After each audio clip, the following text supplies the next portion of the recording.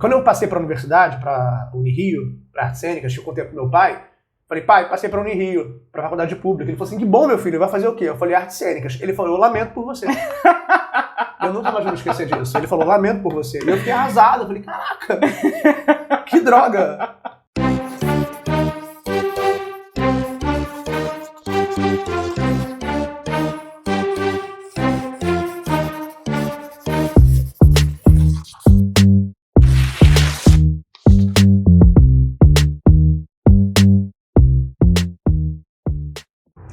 Então, galera, sejam bem-vindos ao nosso podcast de carreira e hoje a gente está aqui com um incrível convidado que eu não vou apresentar, vou deixar ele se apresentar.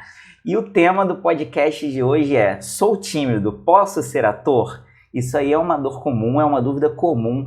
É muito comum que a gente na adolescência, às vezes quando você cresce, você vira um adulto super extrovertido, mas quando a gente é adolescente rola aquela vergonha e tal, né? Então hoje a gente vai bater um papinho sobre isso, além de alguns aspectos aí da área de artes cênicas e, claro, a opinião do nosso convidado.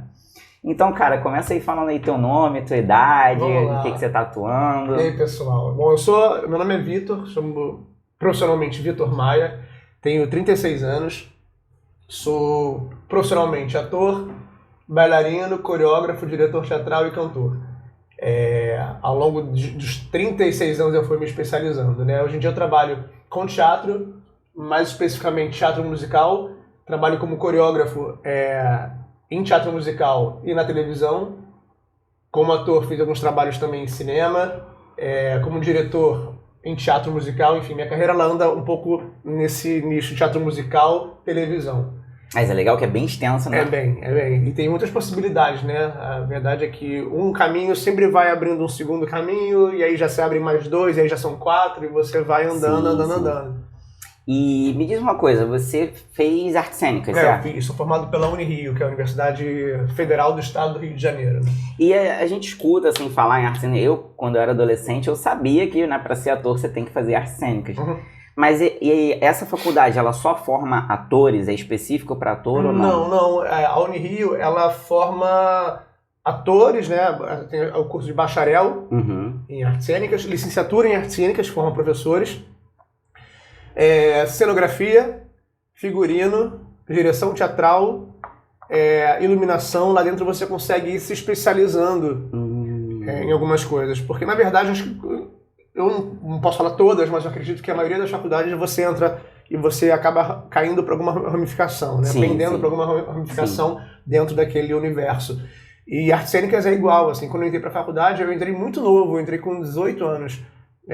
O que eu considero novo porque eu não conhecia nada a respeito de teatro, sendo bem claro. Eu faço teatro desde meus 5 anos de idade. Teatro amador, fiz vários cursos, participei de montagens profissionais, montagens amadoras, mas quando eu fui fazer a universidade, né, fui para a faculdade de artes cênicas, eu me deparei com um universo que eu não conhecia. Engraçado porque existem cursos técnicos, né, de artes cênicas aqui no Rio de Janeiro, a Martins Pena oferece, a Cal oferece, enfim. E você entra ali em contato com técnicas, com teorias teatrais, com história do teatro. É um universo muito grande. Eu lembro que quando eu entrei para a faculdade, meu irmão falava assim, você vai ter que matéria, vai ter cambalhota 1, palhaço 1 e 2. E eu falava assim, gente, o que eu vou ter na faculdade mesmo? Porque eu não sabia. E quando eu entrei, eu percebia de cara o quão imaturo eu era para estar ali. E olha que eu faço teatro desde os 5 anos. Eu pensei, cara, que eu não podia estar aqui agora. Eu tinha que ter buscado mais informação, porque é muito difícil. Você sabia atuar, mas não tinha... Eu sabia atuar na prática, porque a gente... É uma visão até que eu quero compartilhar com vocês, assim, que o artes cênicas não é você pegar um texto, decorar as suas falas, entrar no palco, seguir umas marcações e soltar ali e fazer um teatro. Que é o que a maioria acha, né? Artes cênicas é muito mais do que isso, assim. Você poder, inclusive, participar de um espetáculo específico, você tem que entender de onde vem aquele espetáculo, qual é a estética, qual é a técnica que aquele diretor ou autor usou, em que teatrólogo ele se inspirou para criar aquela obra, assim. Você não pode fazer Hamlet do Shakespeare com o mesmo olhar que você faria Mãe Coragem do Brecht, que você faria sei lá, o Fantástico da Ópera, da Broadway, que você faria um stand-up comedy. Cada coisa tem o o seu estofo, vamos falar assim, né? Tem a sua base, então é muito difícil. Na faculdade você estuda muitas coisas. Eu entrei para a faculdade achando que eu ia tirar de letra e o curso leva 8 períodos, né? São 4 anos de curso. Eu me formei em 11 períodos. Caramba. Porque era muito difícil, assim, por vários fatores, né? Não por repetir loucamente, por não repetir. Mas eu precisava ter mais atenção para algumas coisas, então as escolhas das matérias eu tive que fazer com bastante cuidado. Então eu não pegava 7 matérias, eu pegava 3, 4, para eu poder entender o que eu estava fazendo. Se eu queria aproveitar aquela faculdade ao máximo, eu tinha que entender aquilo tudo.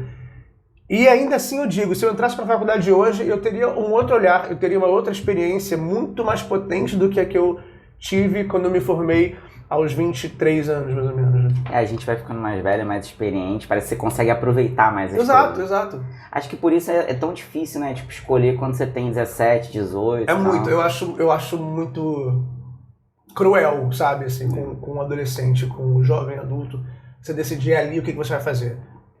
Muita gente migra, né? Entra não sirvo pra isso, eu vou pra essa.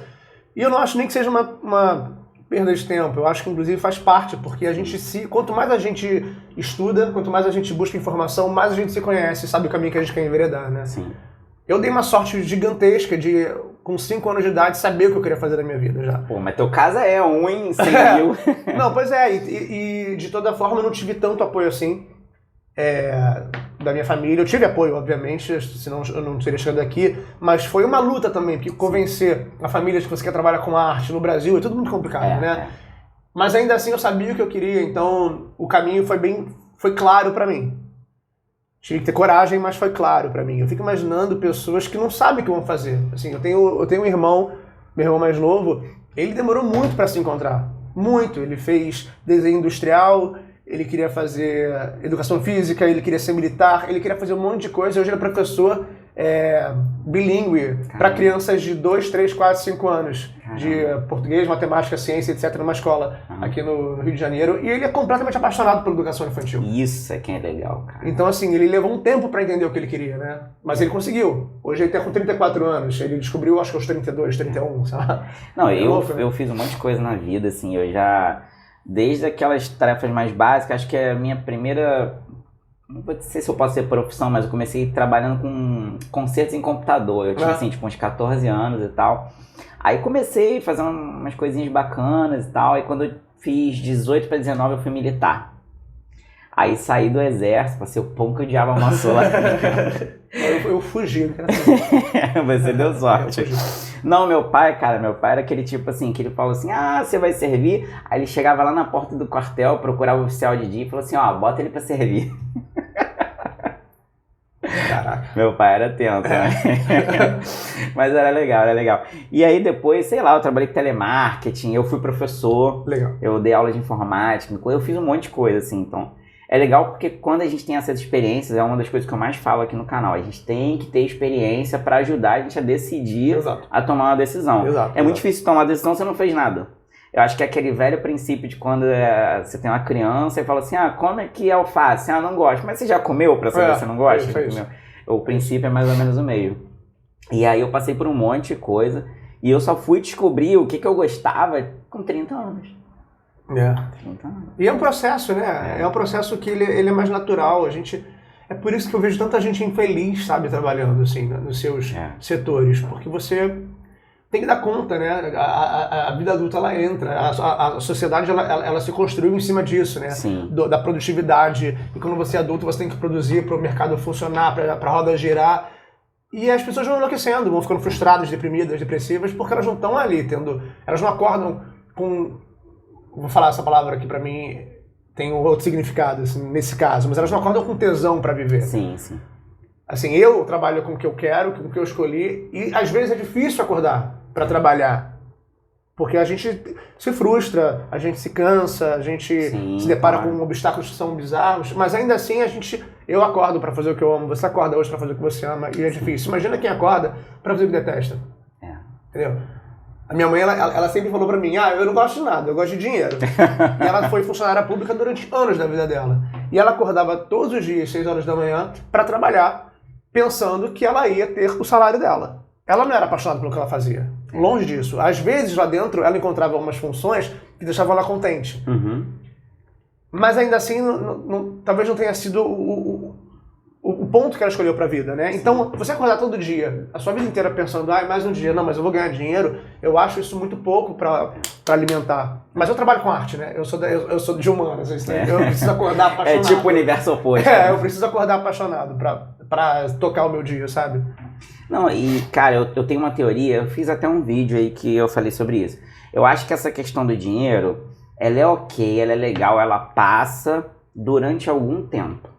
Vai chegar uma hora que o dinheiro não vai mais te satisfazer. Não, sim. E eu queria fazer uma defesa aqui. Eu adoro dinheiro. Eu gosto muito de artes. Todos nós gostamos. E gosto muito de dinheiro no mesmo nível. Não estou falando que dinheiro não é importante. Pelo contrário, dinheiro é muito importante. É extremamente importante. Claro. A gente vive num mundo completamente capitalista. Não vai falar que dinheiro não é bom. Dinheiro é incrível. É incrível pra gente ter tudo que a gente precisa ter pra poder viver a nossa vida e fazer o que a gente gosta. Mas se poder juntar, né, o tesão, o amor pelo seu trabalho, pelo seu ofício com o dinheiro é o universo ideal. É o universo ideal. E não é tão difícil. É difícil você conseguir se estabelecer dentro da sua escolha profissional. Sim. Mas se você tem paixão pelo que você faz, você vai lutar com mais força, eu acho. Sim. Então você tem que se permitir também encontrar o que você gosta de fazer e lutar por isso. Sim. E é isso, assim. A gente tem algumas coisas que a gente prega muito aqui, né? Uma delas é a questão de que é possível trabalhar com o que você gosta. Em alguns casos é mais difícil. O meu, por exemplo, é porque eu acho, assim, eu sempre fiquei meio puto quando eu via, assim, um vídeo e eu pensava assim, mas esse maluco aí caga dinheiro, é mole pra ele chegar lá e falar o que fazer, entendeu? Quero ver alguém lá que começou na merda, entendeu? E hoje eu me sinto essa pessoa que tá vindo do nada e tal, e eu tenho meu emprego fixo. E aí eu tenho que cuidar do projeto, do canal, mídias sociais e tal e tudo, fora do meu trabalho. Lá dentro, assim, passei pela porta, eu sou funcionário daquela empresa. E acabou, entendeu? Mas ainda assim, nisso eu acredito que você possa se apegar ao fato de você estar acordando para entrar, para fazer uma parada que você é um funcionário, onde você vai estar juntando força e, acredito eu, que dinheiro para poder investir naquilo que te dá prazer. Sim. Então aquele lugar, ele vira um lugar que cara, que bom que eu tô aqui, tô juntando meu dinheiro pra ir, que é o que acontece comigo. Hoje em dia, eu tô enveredando pra um outro caminho que eu sempre quis a minha vida inteira. Depois a gente vai falar talvez um pouco mais sobre isso, mas eu trabalho, hoje o meu emprego fixo, eu sou contratado pela Rede Globo há 10 anos, como coreógrafo do Caldeirão do Hulk. Há 10 anos. Há 10 anos atrás, quando eu entrei, eu falei, caraca, cheguei no auge da minha vida, é isso que eu quero fazer. 3 anos depois, eu já queria outra coisa. Porque a minha formação é como ator, eu tava trabalhando lá como coreógrafo. E eu falei, caramba, eu acho que eu quero pensar mais na atuação, quero estar mais à frente da câmera. Em paralelo, eu me lembrei que quando eu era criança, eu era maluco por música, pra trabalhar com música, como cantor, fazendo show, etc. Hoje em dia eu tô produzindo os meus clipes. Eu faço cover na internet, tô lançando um projeto com 5 músicas autorais. E tô pegando o que seria o dinheiro que eu recebo dentro da emissora, que eu tenho muito prazer em trabalhar lá ainda assim, mas que ainda já não é mais aquela histeria emocional de é o lugar da minha vida, é um lugar que eu adoro trabalhar. Eu pego esse recurso e invisto no que agora brilha o meu olho. E é isso que a gente tem que fazer. Sim. Se a gente quer seguir um outro caminho, né? O prazer está em trabalhar para adquirir recurso, para investir naquilo que é o seu sonho. E assim a gente vai jogando um com o outro, né? Mas esse é o grande barato, né? Porque assim, se a gente conversar com as pessoas, a maioria, talvez 100%, vai falar assim, você gostaria de fazer isso? Não, gostaria e tal. Mas quando você bota a pessoa na jornada e ela vê que não é tão fácil, aí você vê que poucos, na verdade, estão dispostos e de repente abrem mão de um momento de lazer e tal. É isso. Né? Isso é complicado, né? Porque a gente também tem esse lugar da válvula, né, de escape, assim, de agora eu preciso de um momento pra mim, preciso sentar, ver série, preciso ir à praia. E o doido é que eu fico... O meu lazer é o trabalho, né? Eu sou um pouco workaholic, assim. Então, ainda assim, quando eu tô descansando fazendo um trabalho pra mim, gravando uma música, indo pra um estúdio, escrevendo um projeto. Aí eu fico, esse é o meu lazer. E as pessoas à minha volta sempre falaram, você não sai desse trabalho, vamos fazer alguma coisa, vai viajar com a sua família. E eu tô muito pegado, feliz fazendo o que eu tô fazendo, né? É verdade. Mas aí acho que já é um parafuso a menos que eu tenho na cabeça. Não, eu não posso falar uma pessoa assim também. Você sabe que uma das coisas que me motiva a gravar e fazer postagens e tal... É que outro dia desse, assim, tem um tempinho, eu tava conversando com a minha esposa, falei, pô, mano, me dá uma opinião aqui e tal, o que você acha disso? Fiz um negócio novo aqui pra gente colocar no canal e tal. Aí ela falou assim, amor, olha só, eu amo muito você, mas você tem que conversar disso com alguém que gosta igual você. Aí eu falei, cara, então tá aí, eu acho que eu tenho que falar mais e tal pras pessoas, né, para as pessoas que gostam, compartilham, ou quem tá passando por aquele momento, né, a gente poder interagir. E vem cá, me fala uma coisa, tem aqueles mitos loucos aí, tipo, o artista morre tudo de fome. Com certeza você passou com isso pela tua família, né? Ah, claro, imagina, até eu não me assumi como artista, porque eu sempre me assumi artista na família, mas até eu bater o pé e falar assim, sim, sou artista, eu ouvia muito isso. Sempre ouvi, na verdade. Acho que o que deixou minha família um pouco relaxada e tranquila foi quando eu entrei pra emissora, quando eu entrei pra Rede Globo pra trabalhar, porque aí você entra com um contrato, com um plano de saúde, com toda aquela estrutura que é o mundo ideal que os nossos pais pensam pra gente, né? E que a gente também, às vezes, quase sempre pensa, né? Eu agradeço muito todos os dias por ter um emprego como esse. Claro. Mas até isso acontecer, era uma luta. Eu trabalhei muito de graça para poder criar rede de contatos, né? Cara, isso é muito importante. É importante, você sabe que o momento que você precisa fazer isso aqui, recebendo um pouquinho menos, ou talvez não recebendo, para criar um contato de 3 pessoas que vão, de repente, engajar. E isso foi essencial para minha carreira. Essencial. Eu trabalhei muito de graça. Por opção, trabalhei de graça porque fui passar da perna, mas assim...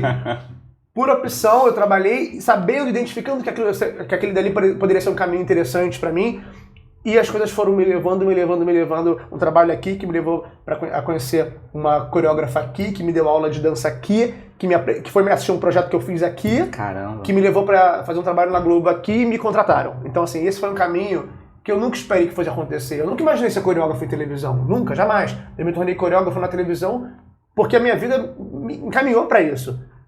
Tanto que quando me contrataram na emissora, me pediram o DRT, que é o número, né, de registro profissional de coreógrafo, e eu não tinha, porque eu sequer era coreógrafo. Eu dançava porque eu fazia teatro musical. Tinha feito aula de dança e me considerava bailarino porque trabalhava com dança, mas eu não tinha DRT de bailarino, nem DRT de coreógrafo. Eu tive que correr atrás disso para ser contratado pela emissora. E foi difícil conseguir?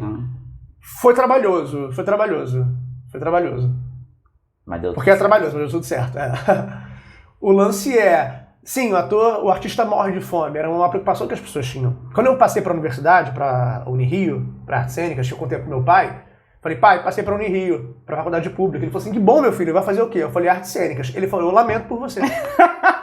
Eu nunca mais vou me esquecer disso. Ele falou, lamento por você. E eu fiquei arrasado, eu falei, caraca, que droga.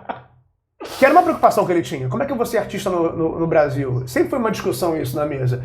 Meus pais sempre me apoiaram, na minha decisão de ser artista, mas sempre acreditando que no fundo eu teria um planinho B. E eu nunca tive um plano B. Meu plano B foi fazer licenciatura, porque eu poderia ser professor caso a minha carreira como ator não desse certo. E hoje em dia eu trabalho como ator, como professor, como diretor, tudo foi acontecendo, eu fui juntando aqui, migalha aqui, oportunidade ali, e não morri de fome. O mito do todo artista morre de fome se a gente fica sentado em casa, enfim, ouvindo mantra e esperando aparecer um trabalho. Você tem que ir pra rua, você tem que produzir coisa. Como todo mundo. Como todo mundo. A minha cunhada, ela é médica, ela trabalha igual uma maluca. Ela tem que trabalhar em vários lugares. Eu tenho um amigo que se formou, que ele tem 1 dia de folga por semana. Caraca. Ele trabalha, ele faz plantão, porque isso que ele é médico. Eles falam, o médico não morre de fome. O médico não morre de fome se ele tiver 6 horas de sono. Sim. Se ele dormir 3 dias em casa, ele vai morrer de fome, porque ele tem que trabalhar. O professor, o artista, o engenheiro, o cozinheiro, todo mundo tem que botar a cara na rua. E a gente tem que se reinventar. A internet, ela facilita muito isso, né? Hoje em dia você tem um computador que você pode divulgar todo o seu trabalho, seja ele como artesão, como artista, enfim. Até como médica, minha cunhada, ela se formou como dermato. E a rede social dela é toda voltada para a dermatologia. Porque você vai criando, conquistando seguidores interessados naquilo, querem saber mais e viram seus clientes e pronto. Então, assim, a gente tem que botar a cara na rua. Então, todo artista morre de fome é o artista que não vai correr atrás. Que vale para qualquer profissão, na verdade, né? E que vale para qualquer profissão. Agora, assim, o que não é morrer de fome? É a pergunta que eu te refaço. O que significa não morrer de fome? O artista não morre de fome é o quê? O artista que ele vive a base de champanhe, festa VIP, mora na Barra. Isso é um outro lugar. Exatamente. Isso é um outro lugar. Isso é um lugar que a gente idealiza do artista, né? No Brasil, principalmente, porque a gente passa o dia inteiro no Instagram, no celular, vendo os famosos na praia, famoso em Ibiza. Isso é uma outra coisa. Isso é uma outra coisa. Eu moro na Tijuca, eu tenho meu apartamento, eu tenho meu carro. Eu não frequento festa VIP, porque eu não sou convidado. Sabe? Eu não tenho recebidos, porque eu não sou tão interessante comercialmente ainda. Mas eu não me considero um cara que tá morrendo de fome. Eu tenho as minhas coisas. Isso pra mim, de verdade, já é sucesso. O sucesso não tá em você ser a Pugliese, ser o Cauã Raymond, ser a Tata Werneck. Isso é uma outra coisa. Eles são, enfim... É um outro nível. É um outro nível, Que não necessariamente, às vezes, a pessoa quer atingir. Sim, às vezes não quer. Eu tenho vários amigos artistas que não querem chegar nesse lugar. Eu não tenho uma resposta a respeito de mim, talvez eu queira, porque eu gosto muito. Como eu falei, eu gosto de dinheiro, eu gosto de festa, eu gosto disso tudo. Mas o que eu tenho hoje em dia, eu não posso reclamar. Eu não posso reclamar. Eu vivo do que eu escolhi. Não, e eu já conheci pessoas que gostavam de dinheiro, gostariam de ter uma situação com um certo prestígio e tal, mas não queriam ser famosas. Tem gente que tem essa questão, né? Tipo, eu até gostaria de ter uma grana, mas eu não quero aparecer. Que às vezes a pessoa tem medo de, sei lá, alguma coisa que possa acontecer, enfim. É muito complicado. Você ser famoso, você perde a sua privacidade, né? Perde mesmo. Eu tenho amigos que são famosos, que fizeram espetáculos comigo, e falam que... A Tata Werneck, por exemplo, eu conheço a Tata. Eu já fui em 2 aniversários na casa da Tata Werneck, aniversários dela, e eu pensava, gente, eu quero ser a Tata. Porque a Tata, ela mora numa casa linda, as festas dela são incríveis, as marcas todas oferecem seus produtos, assim, tem a cerveja X, tem o buffet e tal, porque ela não contrata. Ela faz uma postagem e aquilo rende para aquelas empresas um monte de coisa. Claro. Só que a Tata sai de casa, ela não anda. A Tata senta num bar, uma vez a gente se resolveu sentar num bar em Copacabana. Nossa. Quando eu conheci a Tata. Ela foi assistir um espetáculo de um amigo meu, todo mundo sentou. Você não consegue conversar com a Tata, porque as pessoas não deixam. Isso, e ela lida com isso numa boa. Mas isso todo dia, a longo prazo, enlouquece a vida das pessoas, porque você não pode... tem que estar sempre bem. Se você não está bem, se fala, não quero tirar foto, você vira um cara muito antipático, você vira um artista escroto. E basta a primeira, E basta a primeira. Eu nunca vi a Tata fazer isso, pelo contrário. Quando ela tá cansada, ela começa a debochar, a pessoa começa a rir e resolveu. Mas tem gente que não tá afim. Tem gente que não tá afim de ser incomodado. E é delicado, porque você trabalha para as pessoas. Sim. Você trabalha entretendo as pessoas. Mas o seu trabalho não é só isso. Não é só um entretenimento barato, né? Falando assim, você tá levantando questões, falando sobre assuntos sociais. Então, assim, Sim. O trabalho do artista ele vai muito além do entretenimento. E é importante que o público saiba disso. Para não achar que é uma visão que normalmente as pessoas não têm. Não tem. Para você... E aí, quando o público acha que você pode abordar o artista a qualquer hora e pedir uma foto, alguma coisa, talvez você não possa. Talvez o cara, naquele momento, ele não tá trabalhando. Ele tá só vivendo. E é importante pensar nisso, né? Não, assim, eu sou totalmente leigo nessa área. Mas eu acredito, assim, que algumas áreas dentro da atuação sejam mais complicadas. Por exemplo, se você trabalha com comédia... As pessoas acham que você tem obrigação ou que você é daquela maneira o tempo inteiro. Exatamente. Né? Tipo, você nunca fica deprimido, você nunca tem problema, você tá sempre ali no stand-up e tal. É louco, né? Porque a comédia é uma técnica, né? Teatral. É uma maneira de se fazer teatro. Uhum. E quem tá ali, às vezes, não é aquela pessoa, é um personagem. A pessoa tirou a roupa, tirou a maquiagem, entrou no carro dela, ela não é aquele personagem. A Marisa Hort, ela fala que ela tem uma dos maiores deleites da carreira dela. E um dos maiores arrependimentos é ter feito a Magda. Caraca. Porque ela fala que o que ela mais escuta na rua é cala a boca. Por causa do cala a boca Magda, que era um bordão. E ela falou que, quando eu vi até uma entrevista dela, falando que na lápide dela, o que ela quer escrever é cala a boca é o cara, 3 pontinhos. Porque ela não aguenta mais ouvir isso. E se as pessoas vão falar pra ela e ela torce a cara, ela é antipática. Sim. Só que você imagina você ser uma pessoa que passa 30 anos da sua vida, 20 anos ouvindo cala a boca, cara... Não, pelo amor de Deus, a personagem tá lá, né? E a gente tem essa coisa mesmo assim, quer dizer, quem não tem essa visão, né? Eu costumo dizer que quando a gente é daquela área, a gente tem uma visão totalmente diferente. Mas quem não é, fica tipo naquela coisa de, pô, olha lá, a pessoa é chata. Ela não pensa assim, que você, na cabeça dela, pô, eu fui fazer uma brincadeira, mas na visão do outro é tipo, pô, mas você é o milésimo a fazer a mesma brincadeira comigo, se bobear naquele dia, né? Sabe o que é um ponto interessante pra gente considerar? Sempre, eu falo isso pra minha família, muito. Que é até uma razão da nossa profissão ela ser tão marginalizada no Brasil.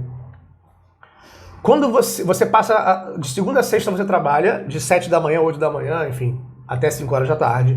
Você chega em casa cansado, estressado, você faz o seu almoço, você faz o seu jantar, curte a sua filha, o seu filho, bota pra fazer dever de casa, curte a sua esposa, paga a conta, babá. Quando chega sexta, você fala assim, sexta-feira, sextou, vamos tomar uma cerveja? Vamos tomar uma cerveja. Sábado, o que a gente vai fazer hoje? Vamos ao teatro? Vamos ao teatro.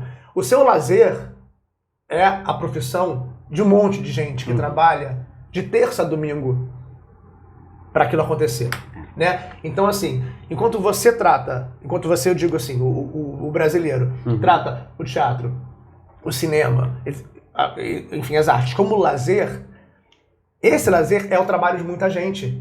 No sentido de que a gente não vai passar, você como técnico de informática, não vai passar te encontrar na rua e falar assim, conserta meu celular aqui, conserta aqui meu computador, trouxe meu notebook, resolve isso pra mim o tempo inteiro. Não vai ter uma fila de gente pedindo pra fazer o seu trabalho. Exatamente. A gente faz o nosso trabalho. Então é muito louco você pensar, eu falo, principalmente por conta do nosso governo atual, assim, o artista ele é muito marginalizado, o artista não pode ganhar dinheiro fazendo aquilo. Quando eu falo, nossa, Cláudia Leite ganhou, sei lá, não vou defender a Cláudia, tá, mas enfim, ganhou não sei quantos mil pra fazer um trabalho. Ela vive para aquilo. Ela não tem outra vida. Ela vive para aquilo.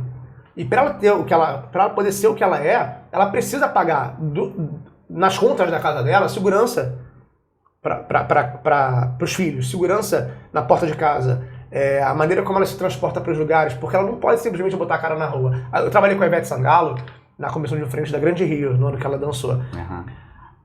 Eles são tão neuróticos, e é importante que seja, que a Ivete ela abre uma garrafa d'água, ela toma um gole, se ela deixar aqui, tirar a mão e voltar, ela não toma mais água.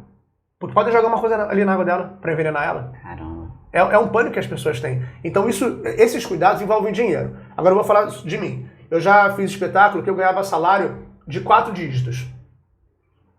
Grandes, assim, tipo cheio, tipo um salário gigante. Se eu falo isso com um cara que ele é engravatado, ele vai falar, isso aí é vagabundo, tá mamando na teta do governo, da lei Rouanet, não sei o que, porque o artista ele não pode ganhar um salário de 4 dígitos. Ele tem que ganhar R$400, tem que ganhar umas molinhas aqui. Só que eu trabalho, pra eu poder estar em cartaz, de quinta a domingo, fazendo uma sessão quinta, uma sexta, 2 sábado, 2 domingo. Eu preciso, durante a semana, fazer fono, fazer aula de canto, ter preparação física. Porque aquilo dá muito trabalho. Se você fazer um espetáculo de 3 horas por dia, é muito cansativo. É muito cansativo. Então tem todo um investimento. E a minha vida gira em torno daquilo. Porque eu chego quinta-feira no teatro, 3 horas da tarde, saio meia-noite. Eu chego sábado e domingo, 11h30, meio-dia, e saio 11 horas da noite, meia-noite. Então, assim, é importante entender que o nosso trabalho, ele requer uma rotina, uma rotina muito intensa, uma preparação muito intensa, cuidados com a saúde. Então isso tudo envolve o quê? Investimento, dinheiro. É o nosso trabalho. Faz parte da nossa profissão, né? Então, assim, como toda profissão, a gente tem que ser bem remunerado. Sim. Claro, não estou defendendo também, assim, todo mundo que usa a lei para roubar, assim, isso realmente acontece. A gente tem que ser um pouco mais transparente. Mas isso acontece em todo lugar. Em todo lugar. Isso acontece em todo lugar. Não adianta você querer apontar o dedinho ali, só aquele grupinho ali. Que... Desculpa, acontece em todo lugar. Mas eu acho que a gente tem... Isso é um pouco... Infelizmente, acho que ainda tá meio culturado isso, né? De tipo... faz uma carteirinha de estudante aqui pra tu pagar menos no cinema. Exato. Quantas vezes eu recebo uma mensagem de gente que nunca me procura, e aí, quero ver sua peça, tem convite? Tem meia entrada? As pessoas não querem investir em arte também, faz parte. Eu fui pra Alemanha há 4 anos atrás, e eu passei ano novo lá. E eu me lembro de no dia 1º de janeiro pensar assim, cara, não tem nada pra fazer. Eu falei, peraí, não tô no Brasil. No Brasil não tem nada pra fazer. No Brasil tem praia, e boteco, e um cinema que abre 3 horas da tarde. Vamos dar uma volta? Otto, todas as produções estavam funcionando. Todas. Ópera, teatro, musical, tudo funcionava no dia 1º e tudo com ingresso esgotado. Porque o alemão, ele consome, o europeu consome a arte de uma maneira muito diferente. E valoriza Sim. a arte. Eu consegui assistir um espetáculo lá no dia 1º, porque eu comprei o ingresso em cima da hora. Eram 2 fileiras que eram específicas para estudantes. Só para estudante. Uma maneira. Em cima da hora do espetáculo tinham, acho que 3 assentos estavam vazios. Eu comprei, porque eu falei com a vendedora, cara, então eu sou ator, sou diretor, sou brasileiro, tô aqui passando o Réveillon, queria muito assistir o trabalho desse cara, que era do Bob Wilson, que é um teatrólogo, um diretor teatral genial, que eu estudei na minha faculdade, eu queria muito ver o trabalho desse cara pessoalmente. Existe a possibilidade? Ela falou, tá bom, vou te dar esses 2 lugares. Na hora que eu fui comprar o ingresso, ela não me deu desconto. Ela me fez pagar o ingresso de quem estava assistindo, porque aquele lugar era do estudante, eu não sou estudante. Sim. E eu não vou falar que não vai pagar. Claro. As pessoas estão lá investindo, elas sabem o que aquilo significa, né? Elas sabem o retorno cultural, político que traz para a sociedade. A arte, ela tem essa função, né? Social e política. Você entende a história da sua comunidade, do seu país, você para de repetir erros, passa a olhar com mais empatia e afeto para as outras pessoas através da arte. Através das artes cênicas, das artes visuais, da música, né? Eu lembro que quando eu fiz um cursinho uma vez, né, que eu tentei passar pro colégio militar, quando eu era bem novo. Mas na época eu não tinha essa maturidade de que, pô, eu tenho que largar meu videogame para poder estudar. Eu não tinha essa cabeça, né? Obviamente eu não passei. Mas, assim, os melhores professores, os que a gente mais gravava matéria, que tinha melhor relacionamento, eram os professores que ensinavam matéria com música. Porque é uma maneira, né, de você assimilar. E aí tu carrega aquilo às vezes durante anos, né? Verdade. Eu me lembro de algumas músicas do cursinho que eu fiz vestibular. Pra decorar a tabela periódica. E funcionava. Fórmulas de Bhaskara, umas fórmulas lá, matemáticas, enfim. Mas é muito interessante. Sabe que o teatro, ele acontece, ele nasce na Grécia com uma maneira de politizar a sociedade. Uma maneira de você falar sobre assuntos que envolviam aquela sociedade. E, não sei se essa é a palavra ideal, mas doutrinar aquela sociedade. A catequese dos índios no Brasil, ela é feita com teatro. Através do teatro. Então o teatro é um veículo de... Era, né? Ainda assim mas... Ele era utilizado na raiz como uma maneira de você construir uma sociedade, construir padrões, argumentos, diretrizes, enfim. Extremamente eficaz, né? Extremamente eficaz. Você vê como é que as coisas foram acontecendo. É muito doido pensar como é que o teatro nasce. O teatro nasce com um cara chegando no meio de uma praça e falando, eu sou fulano. E o nome dele é José. Isso é fato, eu não estou com os nomes agora na cabeça, porque eu me formei há 10 anos, eu deveria saber, me perdoe, professor. Mas ele chega numa praça e fala, eu sou fulano. A partir do momento que ele fala, eu sou fulano, e ele não é esse fulano, ele está assumindo um personagem. Sim. Isso é teatro. Ali nasce o teatro. Quando aquelas pessoas param para ouvir o que aquele cara tem a dizer. Assim nasce o teatro na Grécia. E a partir disso você começa a criar maneiras de formatar aquela sociedade. Fala assim, isso é certo, isso é errado. Se você faz isso, você morre. Se você faz isso, você é punido. Se você faz isso, você faz sucesso. Se você faz isso, você constrói família. Se você faz isso... E você vai contando através do teatro quais são os caminhos ideais para aquela sociedade se formar. Porque pensando por um lado, né, enquanto você está falando, eu tô pensando aqui, é muito mais, de certa maneira, é muito mais instrutivo, não sei se é eficaz, mas muito mais instrutivo, se é que existe essa palavra, né? Mas... Sim. Você pegar lá uma peça em que, esse cara aqui roubou uma maçã ali na quitanda e alguém foi lá e cortou a mão dele. E aí tu fica com aquela coisa na cabeça, né? É isso. E vem cá, aí com relação ao que a gente, no começo do vídeo e tal, quem é tímido? E aí, consegue atuar? Quem é tímido? Consegue atuar. Cara, consegue atuar. E posso falar uma coisa que pode parecer muito estranha? Eu sou muito tímido. Na minha família... Todo mundo sempre aponta pra mim nas festas, vai lá, canta, dança. E eu vou ficando desse tamanho, eu quero me esconder na mesa. Meu pai, ele já ri de mim quando ele fala assim, canta lá, vai ficar com raiva. Porque eu odeio, morro de vergonha de aparecer. Eu adolescente, eu sempre fui muito extrovertido, sempre fui líder de turma, etc. Mas tem um lugar da exposição que eu fui perdendo, conforme eu fui ficando mais velho, eu fui ficando mais tímido. Mas vamos falar de quem é jovem e é tímido. Existem várias maneiras de você perder a sua timidez. Acho que o ponto-chave da timidez é a dificuldade que você tem de se relacionar e de se expressar. Se relacionar com o outro. Acho que a timidez, a gente pode partir, de repente, disso. Sim. De que forma você resolve essa timidez? Se relacionando. Então você pode se relacionar através de... sei lá. A luta é uma maneira de relação. Você fazer capoeira, judô, Muay Thai, é uma maneira de se relacionar. Mas aí, eu não tô falando, mas você tá encarando a pessoa no olho. Olhar no olho é muito difícil. É verdade. Olha no olho do seu amigo e fica 5 minutos olhando pro olho do seu amigo. As pessoas começam a rir, elas tremem, elas ficam desconfortáveis. Porque o olhar é difícil ainda, né? Então, a luta, ela te ajuda. A dança te ajuda. Te destrava. Vamos dançar, dança aí pra eu ver. A coluna fica gelada e o seu corpo endurece. Você fala assim, o que eu vou fazer? Se você está com grupo, você vai soltando. Aos poucos você vai soltando. É uma maneira de desinibir.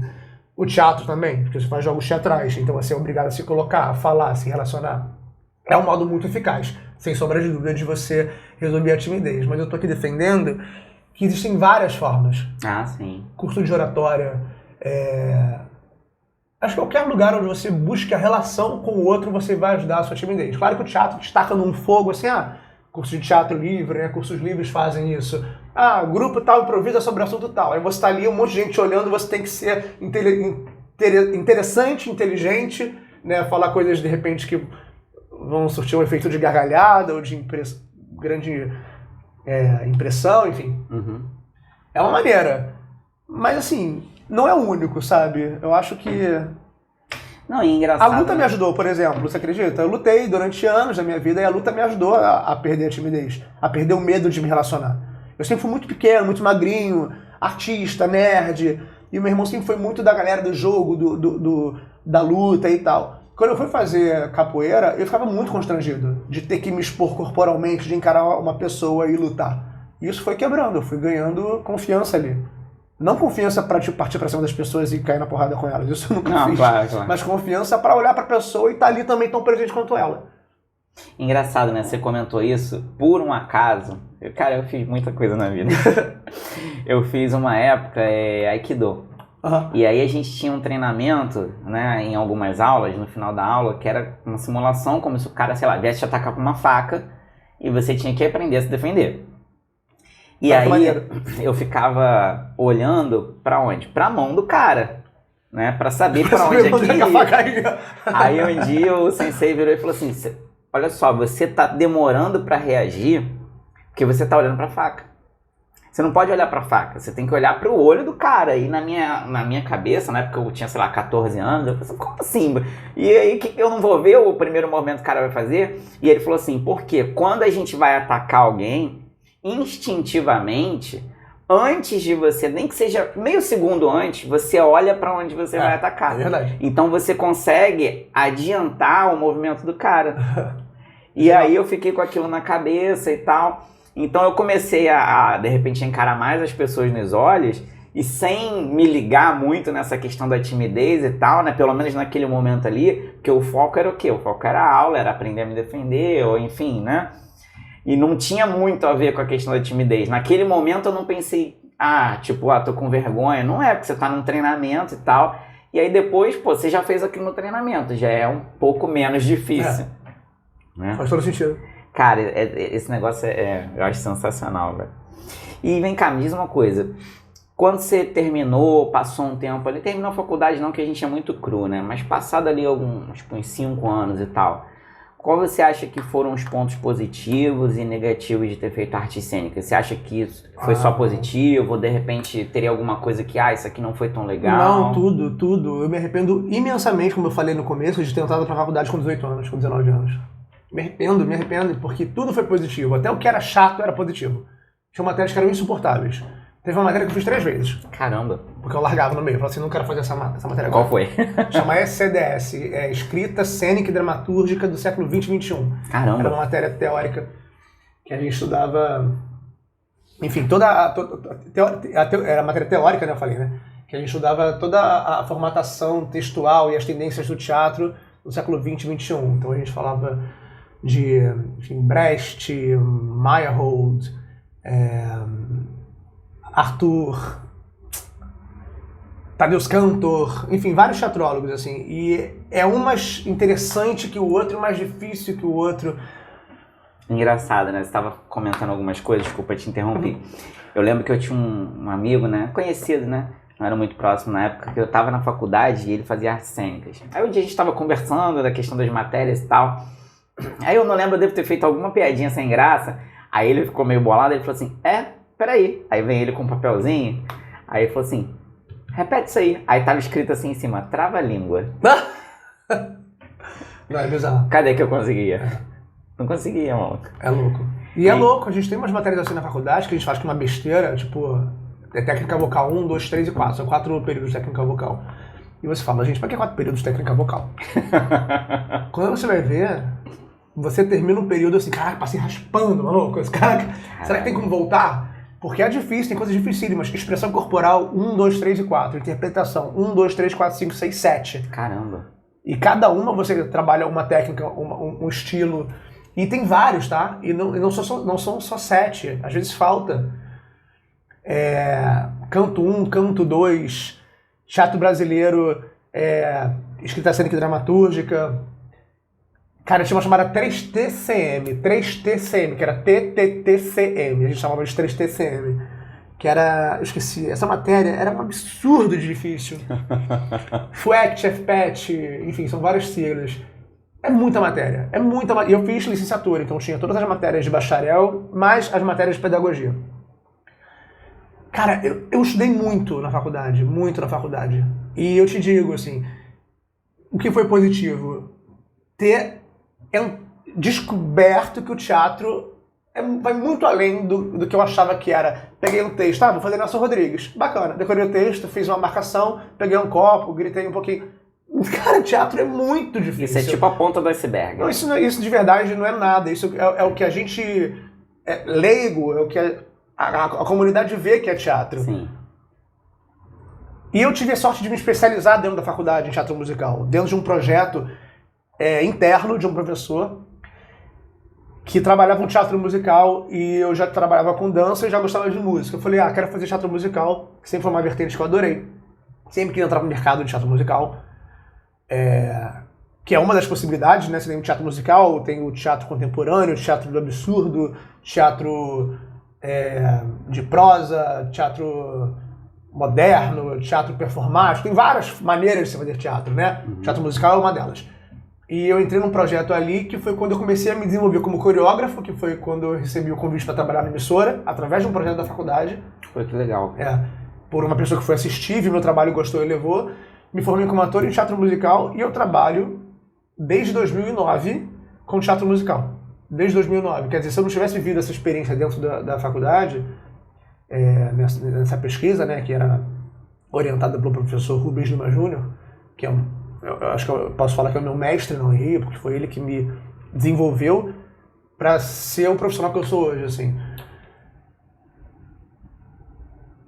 É incrível. É sensacional você sair dali, você ter uma oportunidade de emburacar numa pesquisa dentro da faculdade, e quando você sai, você pode fazer uma pós-graduação, que eu fiz, né, em preparação corporal para atores, na Angel Viana, que é uma escola de dança aqui no Rio de Janeiro, e dali poderia fazer um mestrado, um doutorado, um pós-doc, enfim, você vai se aprofundando na sua pesquisa. A faculdade ela faz isso, né? Você escolhe o caminho e você vai se especializando. E a faculdade de artes cênicas é igual. Né? Pô, mas sabe que você falou um negócio que eu achei muito interessante? Você falou, essa matéria tem 1, 2, 3, 4, essa aqui tem até o 7 e tal. Quer dizer, essa é a minha opinião, né? Pelo pouco que eu conheço. Eu creio que você tende a sair sabendo muito mais quando você estuda mais sobre as coisas, né? Por que eu tô falando isso? A primeira faculdade que eu fiz foi de tecnologia da informação. Na época chamava Sistemas de Informação. Cara, e eu particularmente achei uma bosta. Por quê? Você tinha 3 períodos de programação, só que era assim, um você viu Java, um você viu Pascal, que na época, né, nem na época era usado, mas enfim. Aí você tem um período de interface, 2 de banco de dados, 2 de não sei o quê. Quando você sai, quando você termina a faculdade, minha cabeça é, porra, e aí, eu não sei porra nenhuma. Sei nada. Tipo assim, a faculdade só serve pra te dizer assim, olha, você pode fazer isso aqui, isso aqui, isso aqui. Mas você mal consegue um emprego quando você sai da faculdade. Tipo, se você não fizer um curso bom, tiver uma certificação boa, e eu não sei na área de artes cênicas e tal, mas, pô, tecnologia da informação, eu já vi certificação que pra você fazer a prova, você tinha que pagar, tipo, 3 mil reais. Se tu não passar, tu paga de novo. Caraca. Entendeu? E eu achava esse negócio assim muito... E eu me culpava do tipo, porra, eu fiquei a vida inteira mexendo no computador, gostava de um monte de coisa e tal. Como é que eu não pensei em ver essa porra antes, tá ligado? Tipo, quando eu vi já era tarde demais. Mas você sabe que tem uma coisa que dentro da faculdade você também tem um pouco essa sensação, por incrível que pareça, a gente tem 7 períodos de interpretação, mas cada período você trabalha uma estética. E você trabalha durante 6 meses. Considerando 6 meses, na verdade, são 4, né? Porque são 4 meses de aula. Nesses 4 meses você tem 2 encontros por semana, então você tem, assim, sei lá, ao todo 30 encontros para falar sobre uma técnica específica. Ainda assim é pouco. Aí você sai da faculdade e você quer se aprofundar mais em alguma coisa, você tem que buscar essa informação. Eu acho que de maneira geral as faculdades são um pouco assim. Acho que elas te apresentam, né? Ó, tem isso. O que você quer? Vai lá. Agora você pesquisa aí, que é a pesquisa que a gente tem que fazer no pós, né? Na pós, no mestrado, etc.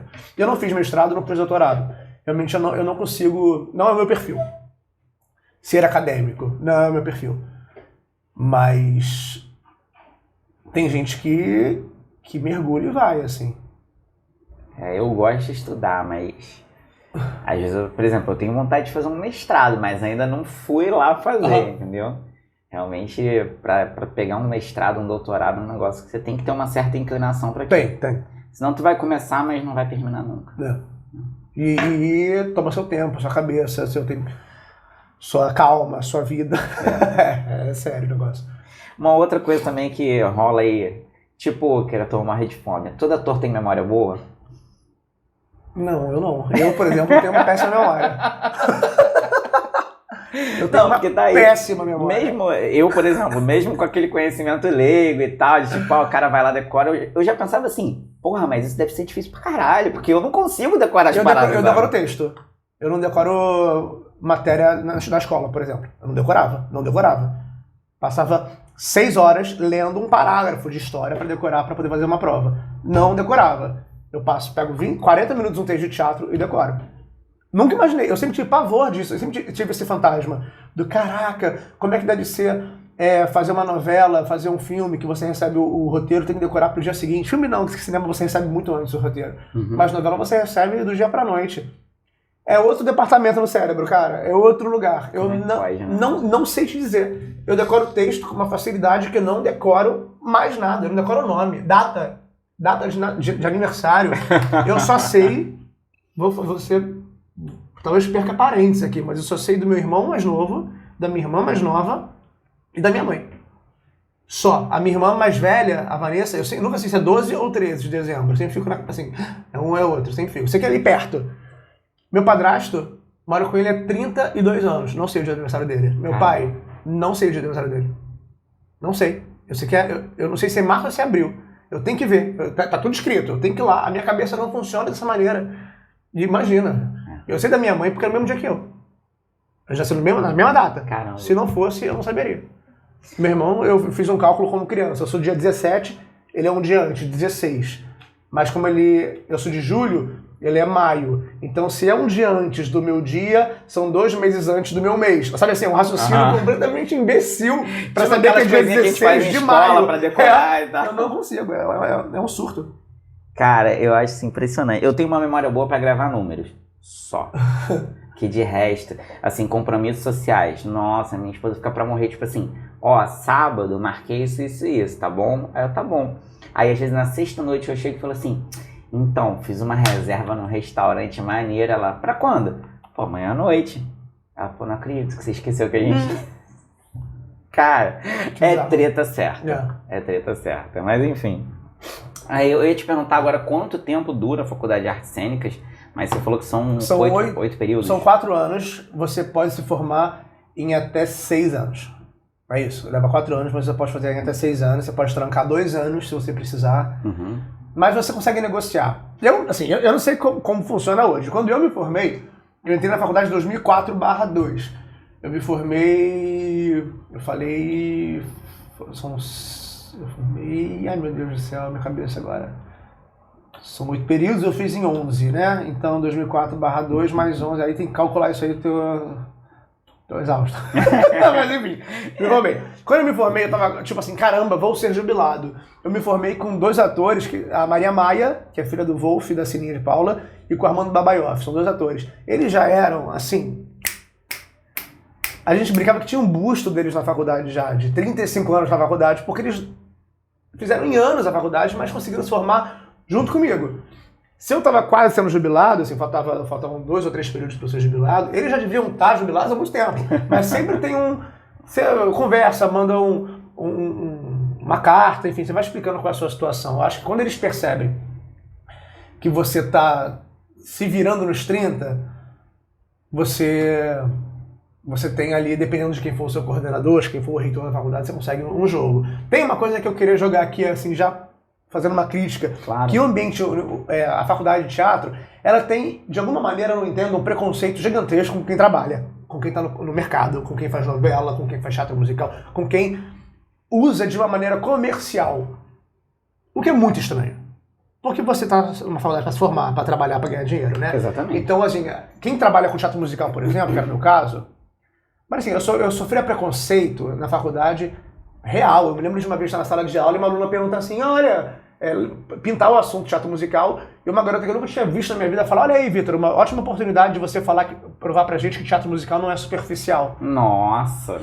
E, mais da tua área impossível. Tava estudando ali contigo, né? Não, ela não fazia teatro musical, mas ela fazia artes cênicas. Ela fazia teatro, quer dizer... Sim, mas tava ali junto contigo, né? Tava junto comigo, mas é uma coisa que são vertentes diferentes e tem preconceito dentro do teatro. E o corpo docente tem preconceito com quem trabalha. Com quem tá ali na faculdade e tá fazendo seu corre em paralelo pra ganhar dinheiro. Eu nunca entendi. Mas qual é o pensamento dos caras? Não, ou você não pode trabalhar, eu não entendo. ou se você trabalhar tem que ser de graça. Eu não entendo.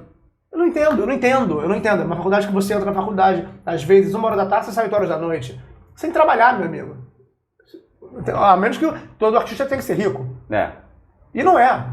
A gente tá numa faculdade pública, todo mundo comendo pão que o diabo amassou. Tinha uma amiga na faculdade, tinha uma mureta, isso era uma das coisas mais lindas da faculdade, assim, lá da Unirio. Tem uma muretinha que você colocava uma caixinha, brigadeiro, uma lata escrito R$2, e aquilo ficava o dia inteiro lá. Você passava, botava R$2, pegava o seu brigadeiro, ninguém roubava, ninguém metia a mão na comida e levava, tipo ninguém utopia, pegava né? dinheiro. Hã? Tipo utopia, né? Era lindo. Aos poucos, aquilo foi virando um comércio, que essa menina chegava com 4 um sanduíche de atum, sanduíche de não sei o quê, ela fazia uma barraca e ia tocar a vida dela. Professores falavam, nossa, tá exagerando, né? Tá perdendo a poesia, que isso. Mas era a maneira dela de ganhar dinheiro para poder pagar as 1000 xerox que ela tinha que tirar para poder estudar um texto. Assim. Era complicado, sabe? A faculdade, eu nunca entendia, uma interrogação imensa na minha cabeça, qual é o problema que alguns professores, alguns coordenadores têm com quem faz a faculdade de artes cênicas, com quem trabalha com arte e ganha dinheiro com arte. Eu não entendo. Até porque na minha cabeça a lógica é essa. O objetivo, um dos objetivos é esse, né? Não o único, mas um deles. Eles devem ter uma razão. Se alguém, por exemplo, for assistir esse podcast, for ouvir o podcast, assistir nossa entrevista, talvez me odeie e vai fazer um textão explicando por que é errado. Eu adoraria saber. Porque eu não consigo entender por que eu sofri tanto preconceito na faculdade, sendo aluno de artes cênicas numa faculdade pública e trabalhando na TV Globo e fazendo teatro musical. Que são duas coisas que são vistas extremamente como, muito comercial. Desvirtuando a arte. Isso não é arte. Caramba, que louco, cara. Sabe? Não me venha com essa. Não, e hoje, pelo pouco que eu conheço, assim, o conceito de arte também aumentou muito, né? Tipo, por exemplo, grafitagem, muro e tal, que é uma coisa assim, vamos dizer, sei lá, relativamente nova, em comparação ao teatro, outras coisas assim, né? Então, cada vez mais eu acho que a arte vai ganhando mais formas de se apresentar. Total. Vai ganhando mais formas e vai ficando E esse que é o louco. Quando você ganha um novo lugar, quando você expande a sua possibilidade de fazer arte, muita gente vai questionar e dizer que aquilo não é arte, né? Ou vai tentar, esperar você provar que aquilo de fato é arte e vai diminuir essa vertente. É muito louco você pensar que quando você trabalha com arte, você tá trabalhando com emoção, dividindo a sua percepção da vida, conceitual e etc. E ainda assim alguém vai falar assim, isso não é não. Esse cara que trabalha com arte vai falar, isso não é não. Prova aí. A arte é livre, né? A arte é múltipla, a arte é infinita. Eu tenho uma teoria de que às vezes a gente, sei lá, no caso de algumas pessoas, uma invejinha, ou no caso de outras, tipo, às vezes ela tem medo, tipo, ela de repente acha ou sabe, ela tem a consciência de que não conseguiria fazer aquilo, e aí a maneira do ser humano se defender, vou dar uma diminuída ali no trabalho. Eu não sei, isso é muito pequeno, né? Eu acho que para quem trabalha com arte, ter esse olhar, eu acho que é um olhar muito pequeno, mas não vou dizer que não existe, não. Existe aos montes, em todos os setores. E não só nos setores artísticos, né? Em todos os setores vai ter alguém que vai te invejar se você está fazendo alguma coisa interessante. Porque hoje a gente tem uma coisa que não existia há uns anos atrás. Por exemplo, sei lá, na época do meu pai fez faculdade de ciências contábeis há 30, quase 40 anos atrás. E era uma coisa assim, você se formou, você vai abrir um escritório e ser contador. Ponto. Hoje você tem N possibilidades, pode dar consultoria, pode prestar um concurso, tem várias possibilidades, né? E isso não existia há um tempo atrás. Era mais restrito, né? Então, assim, eu acho que o cara querer, de repente, julgar ou achar que você fez uma certa área, que você só tem aquele caminhozinho ali pra trilhar... Mas eu acho isso uma visão... É horrível falar isso, cara, porque vai parecer que eu sou zero patriota. Mas eu acho que é uma visão muito nossa, muito brasileira, muito terceiro mundo, sabe? O brasileiro é muito ferrado, cara. A gente é muito ferrado desde sempre. A nossa sociedade é construída a partir da sabotagem, da passagem de perna. Dá pra pensar que aqui no Brasil você constrói o Brasil com o índio, que tá aqui quieto e é incomodado, é atrapalhado, é morto, é catequizado, é escravizado. Aí você vem um africano que sai da sua terra forçado, remando, apanhando pra chegar aqui e servir um monte de gente. Aí você tem o espanhol fugitivo, o português corrupto, sabe assim, todo mundo que tava cagado fora vem pra cá pro Brasil explorar e colonizar. E aí você vai criando uma sociedade onde a cultura é aquele que a gente fala até hoje, né? A farinha pouca, meu pirão primeiro. Então é um puxando a perna de outro, diminuindo a capacidade do outro, o talento do outro. E aí você constrói uma sociedade misógina, racista, preconceituosa, sabe? Sem caráter. Não, e isso às vezes eu fico refletindo um pouco sobre algumas coisas, cara, né? Eu penso assim, cara, na minha cabeça, tipo, eu não tô falando isso porque a gente tá aqui batendo um papo que vai pro YouTube, não. Isso é a minha opinião real. Algumas coisas eu não consigo entender, tipo, como é que aquilo chegou. Por exemplo, sei lá, quando eu era pequeno, tipo, 10 anos de idade. Porra, eu tinha amiguinho. Eu não tinha amiguinho branco, amiguinho preto, amiguinho gordo, amiguinho magro. Era tudo igual, tá ligado? Eu não consigo entender, não sei se pela minha educação, não sei, cara. Mas em que momento? Às vezes eu olho algumas coisas, caraca, em que momento isso aí começou? Porque na minha cabeça aquilo, tipo, nunca existiu, tá ligado? Mas, assim...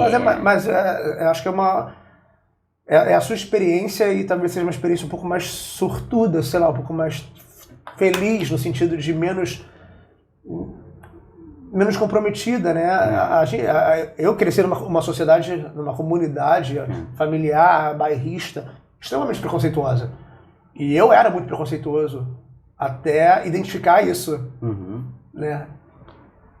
E é isso, assim, você observa e você vai quebrando, você vai melhorando.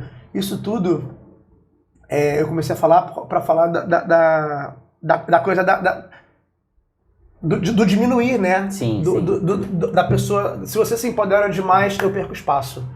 Se você vai muito longe, eu perco espaço. Você não pode ser mais criativo, enquanto lá fora você tem, na Europa, você tem uma estrutura governamental que investe no seu trabalho como artista, né? Eu tenho um amigo que ele está desempregado, ele foi para a Alemanha fazer um espetáculo lá, ficou 8 anos em cartaz, Ele foi... hoje ele tem dupla nacionalidade, ele casou, enfim, lá. Ele ficou 2 anos sem trabalhar. O governo passou 2 anos dando um salário para ele de auxílio e dando para ele oportunidade de trabalho. Falou assim, vai ter um teste para um espetáculo tal em Essen, vai ter um teste em Hamburgo, vai ter um teste... Vai! Sabe assim, você está desempregado, a gente está aqui te ajudando e vamos te arrumar um emprego. Entendeu? Isso é um governo. Imaginar, cara. Sabe assim, é muito louco, cara. É muito louco. Um amigo meu foi pra lá, um outro amigo meu morava aqui em Teresópolis, casou com um alemão e foi morar lá. Um casal homoafetivo foi morar na Alemanha. Ele chegando na Alemanha, o Felipe, ele teve aula de alemão para poder aprender, porque eles falam assim, se você casou com um dos nossos, você faz parte da nossa comunidade agora e você é considerado da nossa comunidade, do nosso país. Então ele teve aula de alemão, aula sobre um pouco da convivência, né, sei lá, talvez da cultura, regras, etc. E assim que ele terminou, ele começou a receber um auxílio de, acho que, não sei se 600, 800 euros, algo assim, e o primeiro emprego. Já era pra ele. Você vai trabalhar aqui nessa sorveteria, blá, ele ficou trabalhando. E ele começou a estudar, e tá lá. E não tá às custas de um alemão que ele conheceu, vou por causa do alemão, eu vou morar na Alemanha, perna pro alto. Não, cara, trabalhando igual um maluco lá, mas completamente inserido na sociedade, sabe? Caraca, que coisa louca. É muito louco, né? Eu não consigo, cara, imaginar, tipo assim, eu creio que um dia isso possa acontecer aqui, mas se me perguntasse assim, quando? Chuta aí. Eu acho que quando o meteoro cair em Brasília, é pra começar, né? Quando tudo explodir e a gente ia começar. Eu não consigo ser otimista.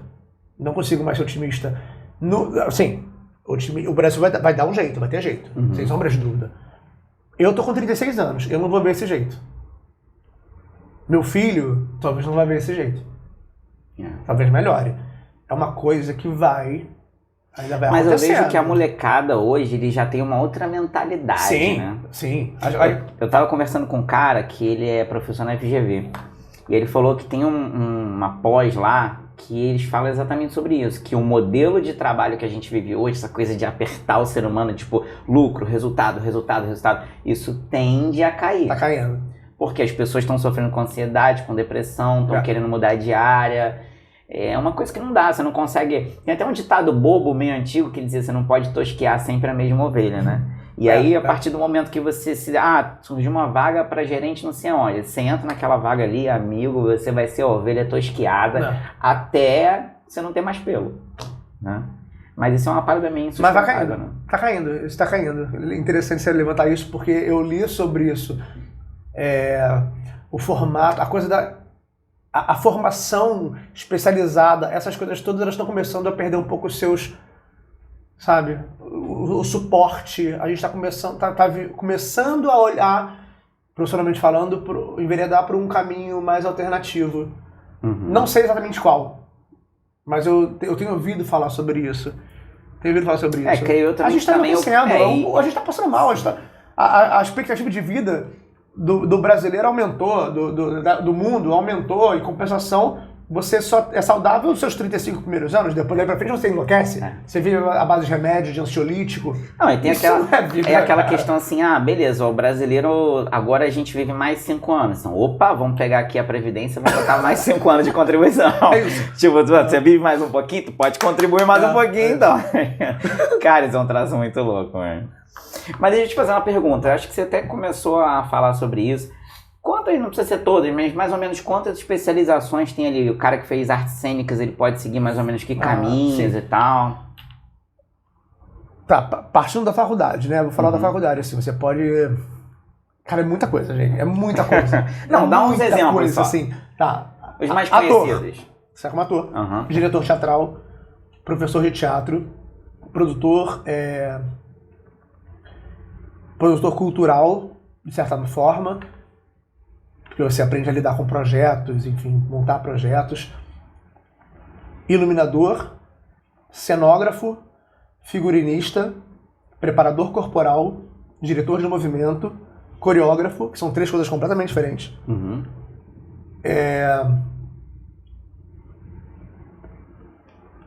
Acho que técnico de voz, professor de voz.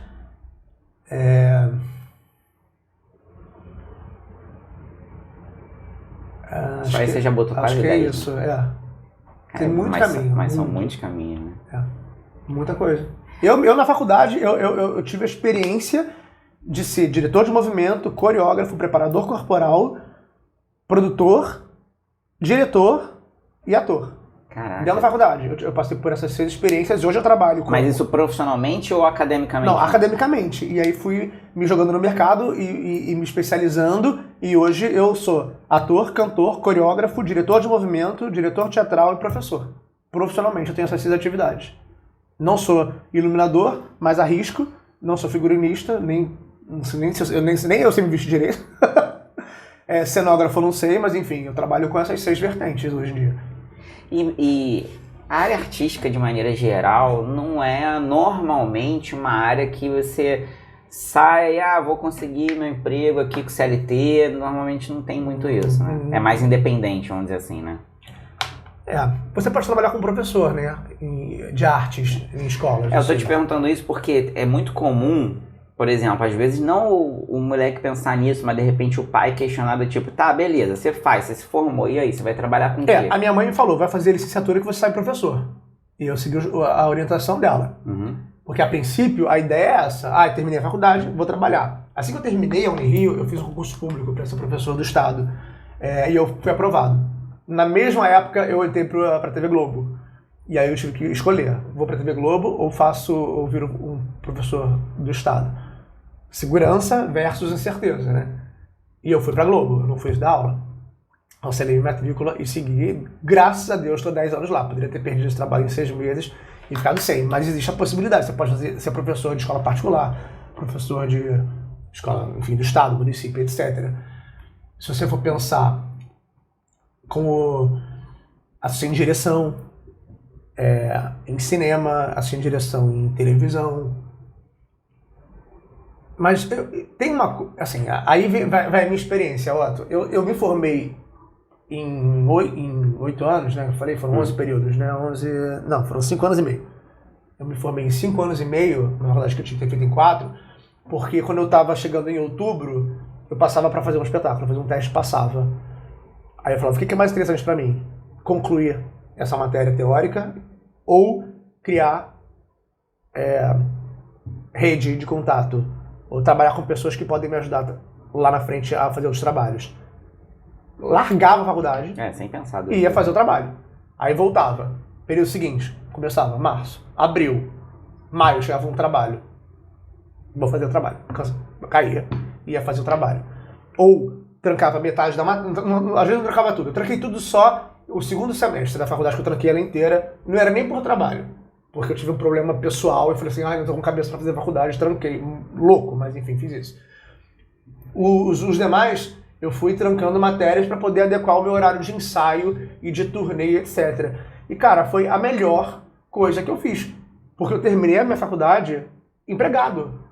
Fazendo 2 musicais, dando aula em 2 escolas, trabalhando na Globo, fazendo um monte de coisa. Porque eu ia me jogando nas coisas para fazer. Porque a gente depende disso. Qual é o investimento que a gente tem no Brasil para esse setor? Nenhum, quase nenhum. Ainda mais agora então que a gente é visto como vagabundo, nenhum. Entendeu? Na década de 40, 50, a gente era visto como drogado, puta e viado. Hoje passou-se o tempo. Hoje a gente é visto como drogado, puta, viado e malandro. Sabe assim? Então, a gente não tem investimento para o nosso setor. Então, é mais do que óbvio que você precisa criar laços com os profissionais que fomentam tem que ter cultura. Network bom. Tem que ter. E é o que eu falo, é trabalhar de graça aqui, é fazer um evento ali, é trabalhar por menos aqui. Vou fazer a coreografia de um espetáculo tal recebendo X. Eu já trabalhei, eu tava na Globo, coreografando na Globo. Eu coreografei um espetáculo que me pagaram, sei lá, R$250. Passei um mês ensaiando no espetáculo, me deram R$250. O que eu gastei de gasolina e de comida para sair da faculdade, ensaiar e voltar, foi muito além disso durante esse tempo de ensaio. Mas eu precisei conhecer aquelas pessoas para ser indicado para um outro projeto. Engraçado, né? Que uma das coisas que a gente fala aqui no canal é que não é um hábito, não faz parte da nossa cultura, e tem alguns países que tem muito isso, cara, olha só, eu quero ser engenheiro. Beleza, quer ser engenheiro? Vai numa porra de uma firma lá de engenharia, numa empresa, e fala assim, eu quero fazer um estágio aqui com vocês, quero trabalhar de graça aqui 1 mês. Pra tu conviver, ver o que os caras fazem. Lá do primeiro funcionário da limpeza até o CEO, tu vai ter aquela oportunidade. E isso lá fora é visto como uma parada, tipo assim, porra, eu vou estar aprendendo e tal. Que aqui é, tipo, absurdo. Você vai ter trabalho escravo, mas por quê? Porque a gente tem que sempre tirar vantagem de alguma coisa. E a vantagem está sempre voltada para o lado financeiro. A gente precisa ganhar dinheiro. A gente precisa de bens. O brasileiro, ele mais uma vez, ele é construído em cima dessa ideia de temos que conquistar bens. Eu vou ter 2 bois, 7 escravos e 7 moedinhas. Vou trocar um escravo por 27 bois. Vou trocar uma moeda por 17 escravos. A gente cresce assim, a gente sempre tem que ter. A gente não pode, cara, não tenho nada, vamos jogar. Vamos estar com a criança fazenda, vamos ver como é que é a pena, vamos ver se um dia eu vou conseguir montar a minha própria fazenda. Sei lá, tô dando um exemplo muito tosco aqui, gente, mas assim, você entende? A gente tá sempre precisando de dinheiro. A minha mãe até hoje, cara. A minha mãe até hoje, eu falo pra ela, pô, vou fazer um clipe. Vai ganhar quanto? Nada, mãe, o clipe é meu. Eu que tô produzindo o clipe. Pô, mas você tá gastando seu dinheiro? Tô gastando meu dinheiro. Vou gastar meu dinheiro pagando um estúdio, pagando câmera, porque eu preciso montar isso pra editar, para colocar na internet, para ser visto, para que desse vídeo me peçam para fazer outras coisas, que vão ser cantar num trabalho, ou dirigir o clipe de alguém, porque eu estou fazendo a direção dos meus, ou montar o clipe de alguém. De um clipe que eu faço, que eu assuma, pode aparecer um monte de coisa, mas eu preciso ter esse investimento, eu preciso não ganhar agora para ganhar depois. Mas essa é a parada-chave, né? Isso é a palavra-chave, porque as pessoas não veem como um investimento, ela vê aquilo como um gasto. E não pode ser, não pode ser. Eu falo na minha área, mas eu acredito que em várias outras você tem que desprender de alguma coisa para você poder ganhar na frente. Sim. É isso, cara, é isso. Ou você nasce com muito dinheiro, ou então, amigo, não Se eu tivesse nascido com muito dinheiro, talvez eu não tivesse conquistado tudo que eu conquistei, sabia? Talvez eu não tivesse, porque ia ser tudo um pouco mais fácil. Porque na minha cabeça, assim, tipo, quando você tem muita condição, aquilo quase não foi conquistado. Às vezes você já está inserido naquele meio, né? Às vezes uma questão, tipo, hereditária, ou enfim, né? Às vezes você... Tem muita gente também, isso não é uma regra. Tem gente que tem muito dinheiro e que vai além, estuda, não quer depender da grana da família. Eu, na faculdade, conheci muita gente muito fodida, muito rica, sabe? E a galera queria o seu corre particular, não quer ficar atrelado. Mas tem gente que não tá afim também, não. E tem essa vantagem. Eu me conhecendo, eu acho que se eu tivesse uma família muito rica, eu talvez não tivesse corrido atrás das minhas coisas. O meu corre, ele deu certo porque eu queria muito aquilo e eu não tinha estrutura financeira para ter o que eu queria. Então eu tive que me virar. Tive que fazer muito cabeção de festa. Já fui todos os Teletubbies, já fui quase todos os 7 anos em festa, já fiz tudo que pode imaginar para ter dinheiro, cara, para poder pagar aula de canto para mim, por exemplo, sabe? Era isso. Caraca, é impressionante. A gente vai aprendendo a se virar, né? E me diz outra coisa aqui, uma dúvida aí que eu vejo também de vez em quando o pessoal perguntar. É a mesma coisa atuar em... Claro que não, obviamente, mas enfim. É a mesma coisa atuar em teatro, cinema e TV? Não. Totalmente Técnicas diferente. completamente diferentes. É a mesma coisa que você comparar, sei lá, futebol de salão e futebol de areia. Vôlei e futevôlei. Handball e basquete. A bola tá na mão. Tá na mão, mas como é que você joga a bola? Por onde você percorre? Qual é a técnica que você usa, né? Eu gosto de brincar assim, que o teatro, ele é macro, né? O teatro é o teatro. Você tá exposto. Não tem editor. Tem o diretor que escolhe o que o público vai ver, mas está todo mundo no palco, se a luz está recortada aqui, você tem o direito. Eu, por exemplo, agora, se a gente estivesse no palco, eu tô vendo uma mesa, eu tô vendo a parede, você, 2 canecas, a luz, a cadeira ali. Beleza. Tudo tá aparecendo para mim. A TV, ela vai fechar você aqui, nesse quadro, né? Então eu vou ver menos. Eu vou ver o que o diretor e o editor estão escolhendo que eu veja. O cinema, ele é mais introspectivo ainda. Então, o foco está naquilo que o diretor quer contar na história. Então, de repente, é só o seu olhar. É um efeito que eles vão fazer de esfumaçar uma imagem para destacar uma outra. Então você vai vendo cada vez mais recortado, cada vez menos, no sentido... O público tem menos autonomia para escolher o que ele quer olhar. Mais ou menos isso. Fala tecnicamente, o teatro você tem que se expandir, você tem que falar para uma plateia de 1000 lugares, 600 lugares, 30 lugares, enfim, tem que expandir. Se eu uso a minha expansão de gesto na televisão, isso aqui eu já perdi, já saí de quadro. Entendi. Porque o quadro está aqui. Se eu fiz isso, eu saí do quadro. Por exemplo, eu estou olhando para você agora. Se eu estou no palco, estou para a câmera, e eu abro meu braço, minha mão saiu do quadro, eu já perdi isso. O cinema, você pega uma tela gigantesca e se você faz um susto, isso aqui numa tela gigantesca é um monstro invadindo. Então a sua expressão ela tem que ser mais ocular, ela tem que ser menor. É tudo mais naturalista, sabe? São algumas das diferenças, assim, de técnica de interpretação, assim, muito rasamente falando, né? Eu fiz um filme há 2 anos atrás, eu fui convidado para fazer o meu primeiro filme, primeiro longa-metragem, deve estrear agora em 2021.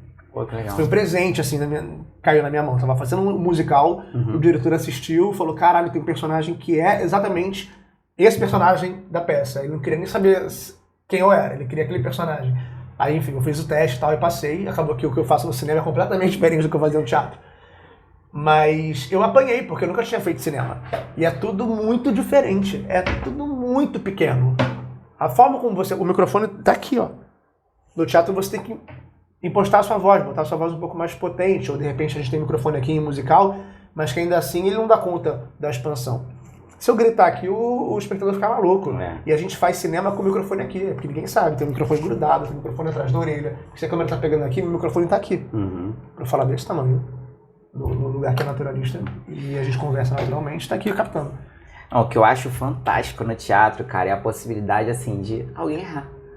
E aquilo torna a coisa muito mais humana, né? Muito mais natural. É claro o que risco é muito bem-vindo no teatro. Tipo assim, todo mundo gosta de ver um filme maneiro e tal, mas, cara, eu acho muito maneiro quando você vê que o cara, tipo, pô, esqueceu um negócio, assim, esse lado humano da coisa. Quando né? acontece tipo, um acidente... vamos filmar um negócio aqui, deu merda, a cadeira caiu ali. Não. Geralmente a TV e o cinema não comportam isso, né? Eles cortam e editam. O teatro é na hora, você não pode... E acontece de tudo. Já aconteceu de eu estar em cena e cair um cenário inteiro, assim, uma casa. Em cima da gente. Imagina, a gente já passou por um monte de coisa. E lidar com isso é muito interessante, né? E geralmente o público reage bem a essas coisas, é tranquilo e tal? Acho que sim, né? Porque todo mundo sabe que aquilo dali está acontecendo ao vivo, né? E o público gosta do risco. Quando você vai ver um espetáculo mais leve, comédia e tal, qualquer que seja o erro, é sempre muito bem-vindo. Um espetáculo mais dramático, mais denso, deixa a plateia um pouco mais... Ai, aconteceu um problema. Putz, como é que eles vão resolver isso? E a maneira como você lida com o problema que vai te transformar... Vai transformar aquele momento num momento genial, né? Sim. Se eu estou fazendo um espetáculo dramático e a atriz ela cai em cena, ela tropeça, se eu rio, se eu debocho, eu estou saindo do lugar. Mas se eu lido com a emoção condizente daquele acidente, transformando aquilo numa coisa possível, porque é completamente possível uma pessoa cair no chão. Claro. Aquilo torna a cena mais potente. E a plateia fala, caraca, foi erro ou foi acerto? E agora? E aí, dependendo da reação que você tem, fica aquela dúvida de tipo, pô, mas será que ele caiu ou isso fazia parte da parada? Quantas vezes acontece quando você sabe, né, driblar assim? Pô, isso é um negócio fantástico. E uma coisa interessante aqui, existe algum perfil indicado para a artística? Tipo, você olha, tem jovem ali que você olha que você pensa assim, pô, esse maluco, isso aqui não é para ele. Isso é tão delicado, né, cara? Porque eu de verdade, eu não acredito que exista um perfil limitado. Acho que assim, teatro, né, artes cênicas, é uma expressão artística múltipla. Você está contando histórias, né? Assim, o lobo da Chapeuzinho fala e come uma avó, entendeu? Assim, e você abre a barriga do lobo, a avó sai viva. Cara, tudo é possível. Todo perfil existe. O gordo, o magro, o velho, o novo, o nordestino, o paulista, o sulano, o deficiente. Todo perfil existe. É real. E o teatro, às vezes, na maioria das vezes, ele é uma representação. É uma representação com uma lente de aumento, né? Mais artística, mais apurada, mais, sei lá, do real. Então, por que não? Eu não entendo essa coisa de que essa pessoa não tem perfil para teatro. Não, ela tem que saber falar, ela tem que saber interpretar, ela tem que saber fazer aquele trabalho de um modo técnico. E que são coisas que você consegue aprender. Né? Claro, a faculdade está aí para isso, os cursos técnicos estão aí para isso, o curso livre também. Você faz curso, você se informa, você faz uma faculdade, um curso de teatro ou uma especialização técnica, na Martins Pena, por exemplo, e em paralelo você está fazendo aula de canto, está fazendo dança, está fazendo balé, tudo que você está fazendo está trazendo material para o teu corpo, para o teu artista. Então você aplica aquilo da maneira que você quiser com qualquer personagem. Né? Uhum. Então eu acredito, eu fui assistir um espetáculo que eu fiz chocado, assim, chamava O Pescador e a Estrela, é um espetáculo infanto-juvenil no CCBB, que fala sobre um pescador, um menino que ele se apaixona pela voz da estrela e ele vai atrás da estrela, pelo mar, até chegar no horizonte, que ele vê que o horizonte, ele sabe que o horizonte é quando o céu se encontra com o mar, então é mais fácil ele pegar a estrela no céu. E é uma viagem eterna. E esse pescador, ele é cego. Caramba. Essa é a história. Então ele vai seguindo a intuição dele. O elenco é composto por um dos atores, que é o cara que faz N personagens, e ele é o músico do espetáculo, ele toca piano, ele canta ao vivo, deficiente visual. E você só descobre que o cara é cego no meio da peça. Caraca. Ele tá com figurino, tá de óculos e tal, e ele tá com a partitura dele tocando e fazendo a cena. Daqui a pouco um dos personagens pega a partitura e quando ele levanta, são folhas em branco. E você fala, caraca, o cara tá tocando tudo de cabeça. Quando você olha para ele, você fala, não, peraí, esse personagem aqui ele é cego. O cara é cego. O músico do espetáculo é cego. E detalhe, não é o cego interpretando o cego. É um ator fazendo o cego e um cego fazendo um personagem que olha,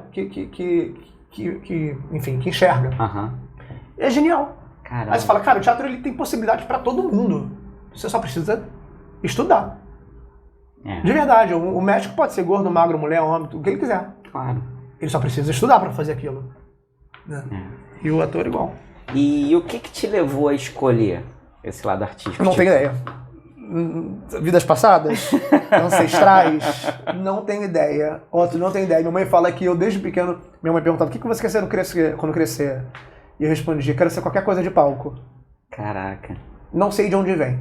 Não e ninguém da tua família é da área artística? Minha prima, ela era professora de teatro, mas quando eu comecei a querer fazer teatro com 5 anos de idade, ela devia ter, acho que uns 12, 13, 14 ou 15. E ela já fazia curso de teatro também, mas ela não me influenciava. Era uma coisa que eu me fantasiava com 2, 3 anos, juntava, pegava meu irmão mais novo, fantasiava ele também de palhaço, fazia todo mundo parar o que estava fazendo para ver a gente se apresentar. Caraca. Não sei o que, não sei onde eu via aquilo, não sei, era uma intuição. Eu queria fazer. Minha mãe saía para buscar meu irmão na escola, eu ficava com 6 anos em casa sozinho, eu colocava todos os meus discos, na época, eles da minha mãe, no sofá, como se fosse plateia, e passava horas dançando, criando coreografia e me apresentando. Caramba. Eu nunca tinha pensado em minha vida em ser coreógrafo, eu nunca tinha feito aula de dança. Era uma coisa que era completamente natural, sempre foi natural. Eu não me lembro quando eu decidi que eu queria fazer teatro, porque eu sempre quis fazer teatro, sempre quis trabalhar com arte. Nunca. Pela minha mãe e pelo meu pai. Minha mãe queria que eu fosse professor de história, meu pai que eu fosse engenheiro químico, me achei que eu fosse pediatra. Caramba. Tipo, nada a ver. Nada a ver. É muito doido, né? E foi muito punk aí esse meio tempo, quando você começou com essa ideia até eles aceitarem. Esse meio tempo aí foi muito difícil e tal? Foi porque achavam que era era lazer, que era uma brincadeira, e aí foi ficando mais sério, e minha mãe começou a falar assim, você quer fazer isso? Pode fazer, mas eu não vou viver em função disso. Então assim, eu vou viajar para a região dos lagos, e você fica aqui na casa da sua prima, que era minha prima que fazia teatro, e ela te leva para fazer as peças e os cursos que você quiser. Tá bom. Então dos 12 aos 17 anos, basicamente, todo final de semana eu estava na casa da minha prima. Porque eu ia pra lá, minha mãe viajava pras férias e tal, e eu ficava no Rio de Janeiro fazendo teatro. Talvez fosse até uma maneira dela de testar pra saber o quanto era a sua vontade, né? Não, isso ela já sabia disso com... Não precisava tanto. Ela já tinha essa Não precisava tanto. E ela já me manipulava, inclusive, usando o teatro. Tipo, prova, a gente tirou nota baixa. Se tirar nota baixa de novo, fica sem seu teatro. E eu estudava. Sempre foi a base do... E meu pai também. Não vai fazer teatro nada, você tem que fazer química, não sei o quê. Teatro não vai dar dinheiro, teatro não dá futuro. Vários jantares na casa do meu pai eu ouvia isso. E eu falava, tá bom. Ia fazer teatro. Assim, eu entrava pro ouvido e saia pelo outro, porque eu não sabia o que fazer. Teve uma época que eu entrei para a Escola Técnica de Telecomunicações. Eu fiz meu 2º grau em Telecomunicações numa Escola Técnica do Rio de Janeiro, que foi quando eu fiquei mais longe do teatro da minha vida. Foi quando eu parei de fazer teatro, eu namorava com uma menina que não queria tanto que eu fizesse teatro mais, ciúme, um monte de coisa, e eu parei de fazer teatro. 3 anos. A princípio. Bastante tempo. 1 ano e meio nessa escola, eu vi que tinha um auditório gigantesco lá, uma galera que dançava, eu falei, vou montar Opa, é aqui. E aí uma professora de artes, ela trabalhava com dança, ela meio que foi me instruindo, e eu montei um espetáculo inteiro, musical, sem nunca ter coreografado na minha vida, sem nunca ter feito aula de dança. Eu montei um espetáculo inteiro, éramos 20 alunos, chamava-se Casas de Cazuza, que é um musical que existe, que eu tinha um CD, ouvi e quis fazer uma montagem na escola. Durante 1 ano e meio eu montei isso, sem ninguém na minha família saber. Caraca. Sem minha namorada saber, sem ninguém na minha família saber. Porque eu não conseguia ficar longe. Então eu ficava na escola, assistia a aula, depois montava o show, e minha mãe descobriu quando rolou a apresentação. Eu falei, vai ver, eu montei um show lá no colégio.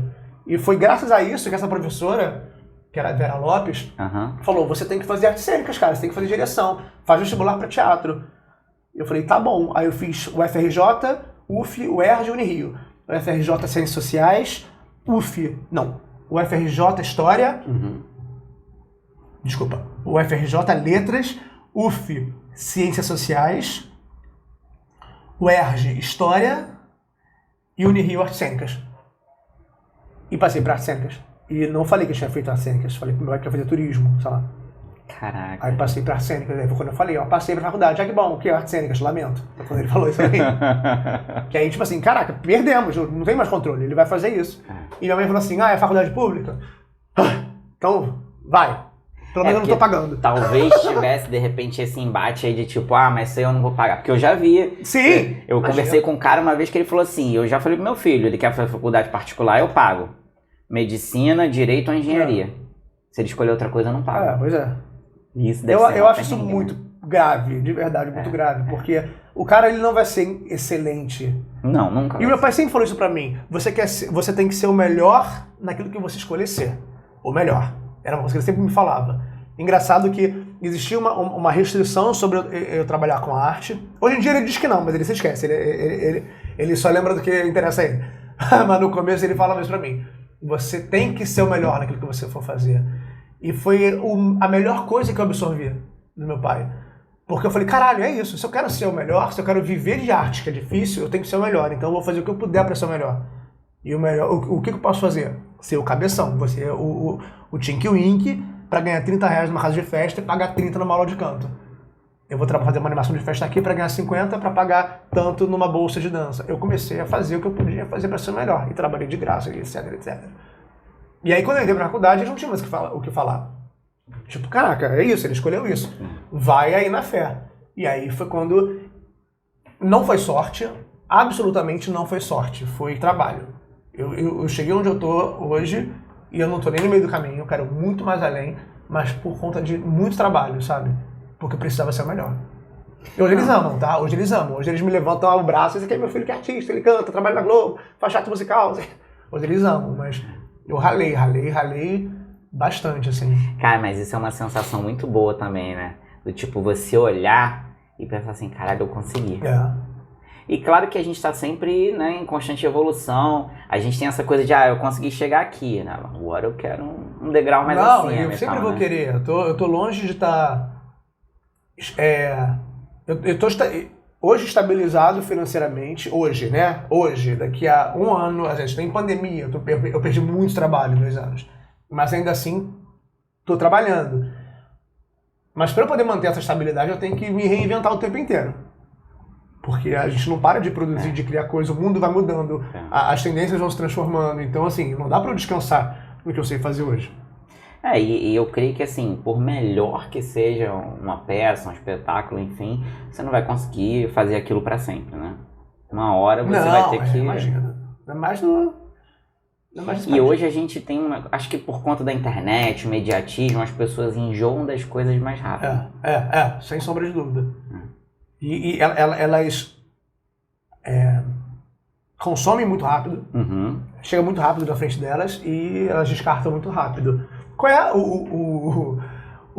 o aplicativo. Quais são os dois aplicativos mais usados hoje em dia, mais vistos? É TikTok e Instagram. Porque você só faz isso, ó. E são 15 segundos. O Story, que é pro lado, eles têm 15 segundos de duração cada um. Você viu o primeiro, viu o segundo, veio o terceiro, 45 segundos, vral, vamos pro próximo. Você não quer ver o que aquela pessoa está dizendo se não for tão interessante para você. É muito doido. O consumo é muito louco, é muito rápido. Não, eu tava vendo uma pesquisa aí que, assim, os anúncios do YouTube, né, você pode pular depois de 5 segundos. Porque diz que você tem 5 segundos para tentar atrair a atenção da pessoa. Se naqueles primeiros 5 segundos o que você falar for interessante, o cara vai continuar a assistir. Senão ele vai pular. Exatamente. E isso é um troço muito doido, tipo, cara, 5 segundos. E eles estão errando, hein? Porque eu ainda não... Eu pulo todos. Estão errando muito aí no Instagram. E o YouTube tá errando muito, na verdade. Agora tem até o prêmio, né? Que você não tem mais anúncio, né? Então, outro dia eu fiquei pensando, caraca, daqui a pouco eu vou começar a assinar essa porra. Tá todo mundo Porque agora tem anúncio no meio do vídeo, né? Ninguém aguenta mais intervalo, né, cara? Não, é tenso. E vem cá, as primeiras lembranças que você teve, assim, que você queria já essa área, foi quando você contou aí você com teu irmão e tal, que você já fazia alguma coisa em casa. Quer dizer, isso já vem um negócio lá da tua primeira infância, né? Total.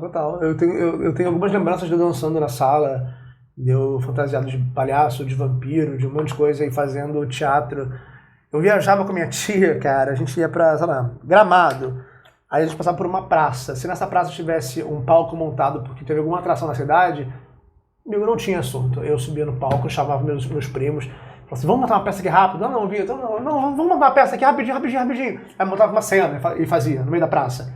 Eu era compulsivo, eu era doente, não é possível. Eu sempre fui muito compulsivo, cara, com isso. Me tirava do chão, sabe? Me tirava do chão. Nada nunca me deixou tão empolgado como o teatro me deixa, como a música, como a dança me deixa. Nada. Uma coisa importante, quais eram as matérias que você tinha as melhores notas na escola? Matemática. Que não tá ligada à área de humanas. Nada. Não, isso é muito legal, porque eu vejo que alguns adolescentes estão pensando na carreira assim, tipo... eu sou muito bom em matemática, eu vou fazer tipo engenharia. Então, vou contar aqui uma história muito louca no meu vestibular. Eu sempre fui muito bom em redação, em português, sempre fui um excelente aluno, até a 8ª série. Quando eu fui para o 2º grau, eu fiz escola técnica, e lá eu tinha matemática 1, 2 e 3, física 1, 2, física aplicada, matemática aplicada, era fora eletricidade, eletrônica, todas aquelas matérias exatas, né? Só que eu sempre fui bom em matemática, eu nunca tive muito problema com matemática, mas o meu forte era letras, era português, redação, porque eu gostava de leitura, de teatro, etc. Então sempre pensa que vai por esse caminho.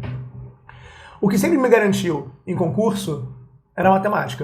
Caraca. Quando eu fiz vestibular para o UFRJ, para letras, português e literatura, eu tirei em português 6, alguma coisa e minha nota de matemática foi 9,37. Foi a maior nota daquele ano do meu curso do Intelectos, na Tijuca. Caraca. A maior nota. Aí todos os professores vieram pra cima de mim. Caraca, o que você vai fazer? O que você vai fazer? Qual vai ser a sua escolha na faculdade? Eu vestido todo rasgado, com roupa, calça rasgada, com blusa de... Como é que é? Blusa manchada de água sanitária, falava artes cênicas. Aí todo mundo, quê? Mas eu vou fazer teatro. Não, cara... Com essa nota, eu quero fazer teatro. Não, aí você cai na opinião do tipo, é o talento desperdiçado, total. Né? E vou te falar uma parada. Como eu trabalho matematicamente, cara.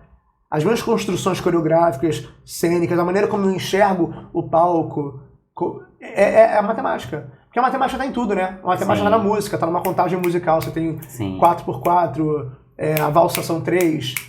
Então você vai trabalhando... eu trabalho numericamente com as composições cênicas e de movimento, sabe? Eu penso muito matematicamente, é muito maluco. E tudo é simétrico. Eu olho para um palco, eu tô vendo geometria aplicada em tudo. É uma característica minha quando eu tô dirigindo. Foi incrível. Toda a minha colocação de posicionamento de ator, cenográfica, luz, tudo tem que estar equilibrado geometricamente, ou se não tiver, uma opção para entortar, para o espectador cair o olhar dele para algum lado. Isso tudo é matemática para mim. Quer dizer, mesmo sendo o universo oposto, vamos dizer assim, é um negócio que te ajuda pra cacete no teu dia a dia, né? É muito louco, né, como a matemática funciona. E você falou aí que de repente você teve uns períodos que você teve que trancar e tal, mas teve algum momento aí durante aí a tua faculdade, a tua história na faculdade, que você passou algum perrenguezão que você pensou em desistir, tipo, pô, não sei se isso realmente é pra mim e tal? Nunca. Sempre foi aquela ideia fixa. Nunca. Eu queria desistir porque eu estava exausto, porque a faculdade era muito cansativa e eu me sentia um moleque ali dentro. Eu me sentia muito despreparado pra fazer. Até o final da faculdade eu me sentia despreparado. Eu falava, cara, eu merecia mais uns 4 anos. Eu queria sair da faculdade, fazer uma escola técnica de teatro para entender tudo aquilo que eu vou ver na faculdade de uma maneira um pouquinho mais... Vamos aprender aqui isso aqui. Vem cá, filho. Isso aqui, isso aqui, isso aqui, isso aqui. Para chegar na faculdade e comer meu couro. Porque eu já entrei na faculdade sendo, sabe, tomando lambada de professor. Eu tive que ler muita coisa, estudar muita coisa e perdi muita coisa. Perdi muita coisa. A gente aqui, né, no Busque Sua Arte, a gente tem essa coisa de conversar muito com o pessoal que assiste, os jovens e tal, porque quando a gente fala em arte, muitas vezes a primeira coisa que vem na cabeça das pessoas, talvez dos adolescentes nem tanto, mas alguém assim, vamos dizer assim, 25 pra cima, você fala em arte, o cara pensa num quadro, numa pintura, talvez porque a gente está acostumado a ver a galeria de arte, né, que tem quadros expostos e tal. E a gente prega que, na verdade, a tua arte, na verdade, é aquilo que te move, o que você é apaixonado e tal, que você não enxerga o trabalho tanto como trabalho, né? Porque tem gente que vê a segunda-feira, assim, como um peso. Tipo, cara, no domingo à noite o maluco tá em depressão já. Tipo, cara, que merda, amanhã começa aquilo e tal. Então, a gente diz que quando é a sua arte, aquilo não tem peso, né? Engraçado que tinha um ditado antigo que eu comecei a refletir de um tempo pra cá, que eu comecei a achar péssimo. Na época, assim, tipo, do meu avô, meu pai, um pouco, ele falava assim, quem ama o que faz, faz o que ama. Então, como assim? Quer dizer que tem que amar qualquer coisa? Tipo... Putz, isso é engraçado, porque eu tenho meus dias de não querer. Eu falei, o que me move, o que me tira do chão é trabalhar com o que eu trabalho, mas domingo é domingo, cara. Domingo é o dia que eu deito e falo assim, amanhã tem que acordar, tem que ir pra Globo, amanhã tem que sair aquela peça, amanhã tem que decorar texto. A gente tem nossos dias, claro, né? De tipo, não tô afim, não é? Eu não sou longe disso, eu não sou 100%, caralho, trabalhar, teatro, vamos lá, acorda 5 da manhã. Não, cara. Não, assim, como toda área, a gente tem o dia de não tô afim, de que preguiça, tipo, o lado humano também. Cara, mas assim, é mais fácil pra quem ama o que faz. Você sai, mas aí você toma um banho, toma um café, chegou lá, viu a galera, a energia veio, bacana, vamos trabalhar. E é isso, é interessante você ressignificar essa palavra, a arte, né? Ou, na verdade, significar ela de uma maneira tão abrangente, porque é isso, a arte é... Tudo que você faz com amor e com carinho, com zelo, vira a sua arte, né? Sim. Uma cirurgia é uma arte, bro. Claro, com certeza. Sei lá, construir um prédio, o arquiteto, ele é artístico demais. O empreiteiro, tudo é arte, cara. Tudo é arte. Eu lembro que uma vez eu tava lendo, como se fosse uma mini historinha e tal, né? E aí, em dado momento, vinha assim, um mecânico que foi conversar com o médico, ele falou assim, poxa, eu não entendo uma coisa. Assim, por que eu sou mecânico, né? Então eu mexo lá, por exemplo, no motor do carro, que é como se fosse o coração, assim, e tudo, né? Por que eu ganho tão pouco e o senhor ganha tanto? Aí o médico falou assim, então, o dia que você conseguir mexer no motor com o carro ligado, aí você vai ver. Então tem essas coisas que, por exemplo, a medicina, né, que para os médicos provavelmente, mas não é visto como arte, né, como você falou. Não é, mas eu já assisti uma cesárea e eu fiquei chocado como aquilo é lindo. Sim. E como o trabalho é minucioso do cara. É tão minucioso quando o cara tá pintando um quadro, quando o cara tá fazendo uma maquiagem. Sim. Sabe, quando o cara tá costurando uma fantasia, não, ele tem que ter uma precisão ali absurda, né? Eu lembro, a minha tia, ela fazia neonatal, né? Ela era pediatra, trabalhava com neonatal, e eu me lembro de estar indo viajar com ela, ligarem, vai nascer. A gente voltar, ela colocar um roupão em mim e falou, quer assistir? Porque na época que ela queria que eu fizesse medicina. Eu falei, quero. Ela colocou a roupa em mim, eu fiquei lá dentro da clínica, vendo ela fazer o neonatal, eu vi o parto todo, e é uma das coisas mais lindas do mundo. E eu olhava e falava, cara, que isso é arte, cara. Como é que é muito preciso o trabalho. Você corta uma parada, prepara, não sei o quê. Claro, é técnico, é um trabalho muito técnico. Claro. Mas nesse lugar da perfeição, da paixão, é artístico demais.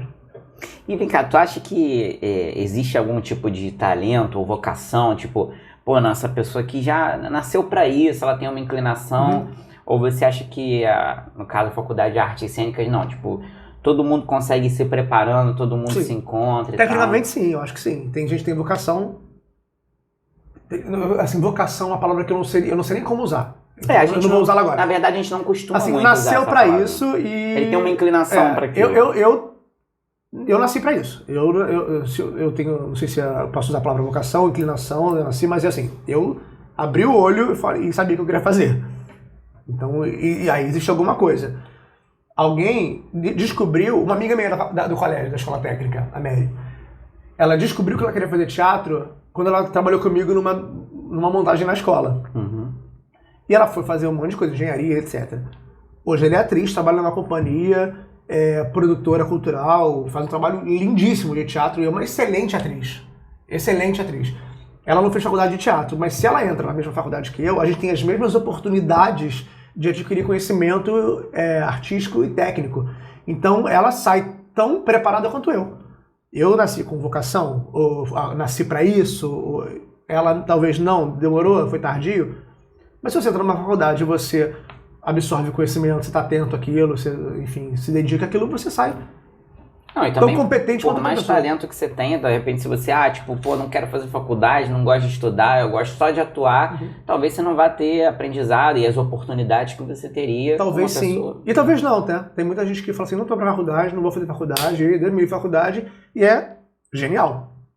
Porque também aí, a gente tá falando de outra coisa, né? É a sua capacidade de percepção, de assimilação, a tua intuição. Mas isso não é tão comum. Não é tão comum? E é mais arriscado. Mas também não te faz um profissional inferior. Eu conheço muita gente que é intuitiva, que é muito mais interessante de ser visto, de ser acompanhado, do que aquele que foi pra faculdade, estudou, fez pós-graduação, mestrado.